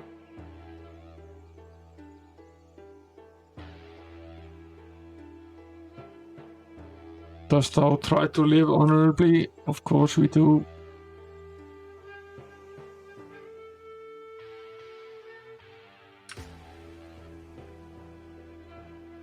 It is a constant quest. Honor is like finely polished armor. Without constant care, it will soon tarnish.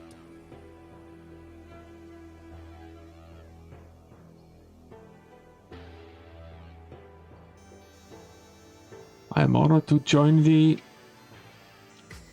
That's nice. We now have a paladin. It's you, me, and Dupree.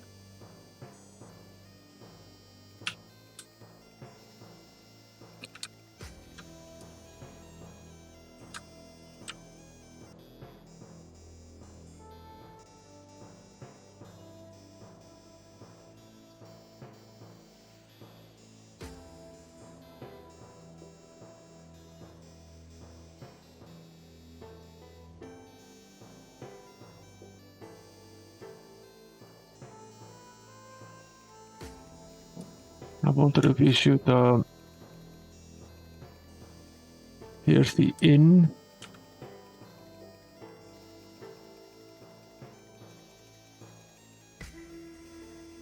Here's the armory. We've already been here.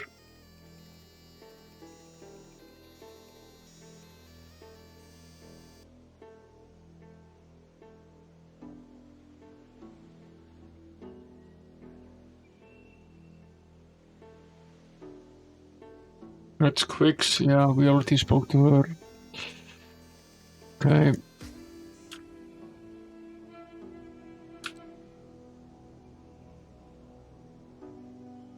He's the warlord of Trinsic. Solved many quests. The solving of quests brings you honor.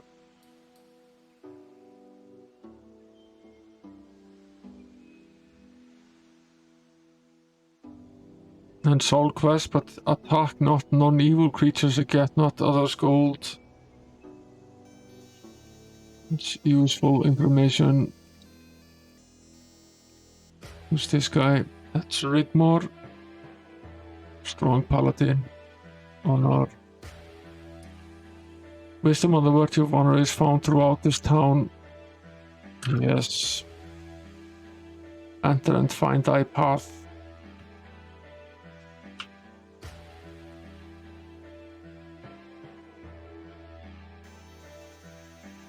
Okay. Can we buy?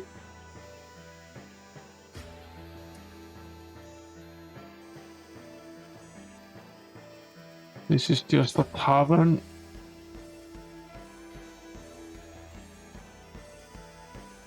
Yeah. We're learning as we go along here quite a bit. Cannot go here. Was trying to find a place somewhere where we could who's this? That's Klein. He seeks entry to the Shrine of Honor. Do you know the 2 requirements to enter and use the shrine? No.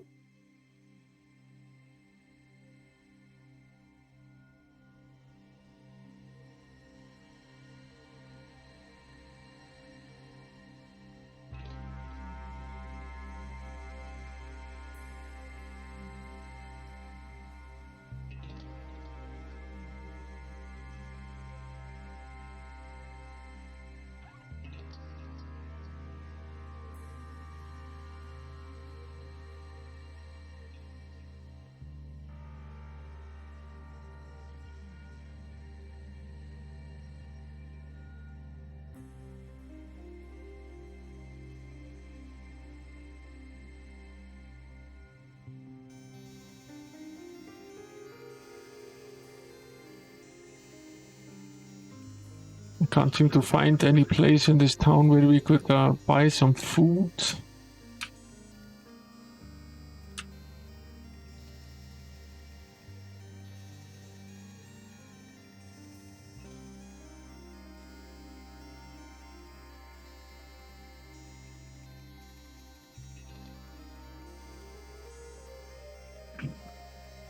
Which we sort of need to do.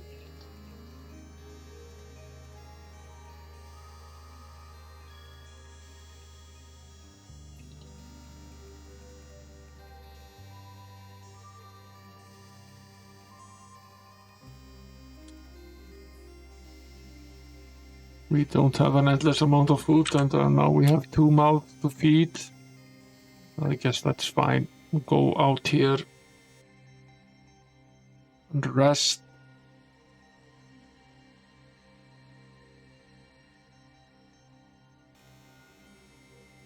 Both fully recovered. We have 172 food.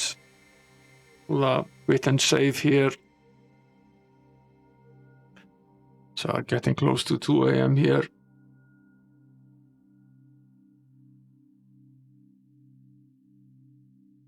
Yeah, he just sells the, he doesn't really sell the supplies. Just sells the singulars. So we'll figure it out next stream. We've done little, but something. We've learned some things. Yeah, we can sail to Britannia. And buy stock up on food there. So if we can find this little boy who knew about the rune. Plenty of other things to do as well. See if somebody is on.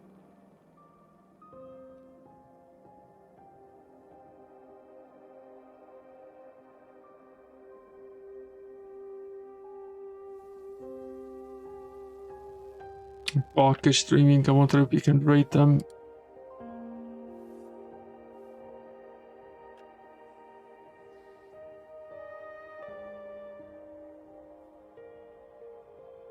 Yeah, thanks for being here, Gleaser. It's been fun. We have a steep learning curve ahead of us here. Let's hit GOG.com. They're playing something called the Caligula effect. Yeah, it's I think it's going to be fun. Just need to get a little bit better at the game. We'll learn something during the week as well. It's helpful when you know what you're looking for. I had no idea what I was getting into, so at least this was a good learning experience for now. Set up the raid for now. I'll potentially see you guys here Friday for Beneath the Steel Sky. Otherwise, it's Might and Magic on Saturday once again. Thanks for hanging around, guys. You sleep well. Have a good rest of the night.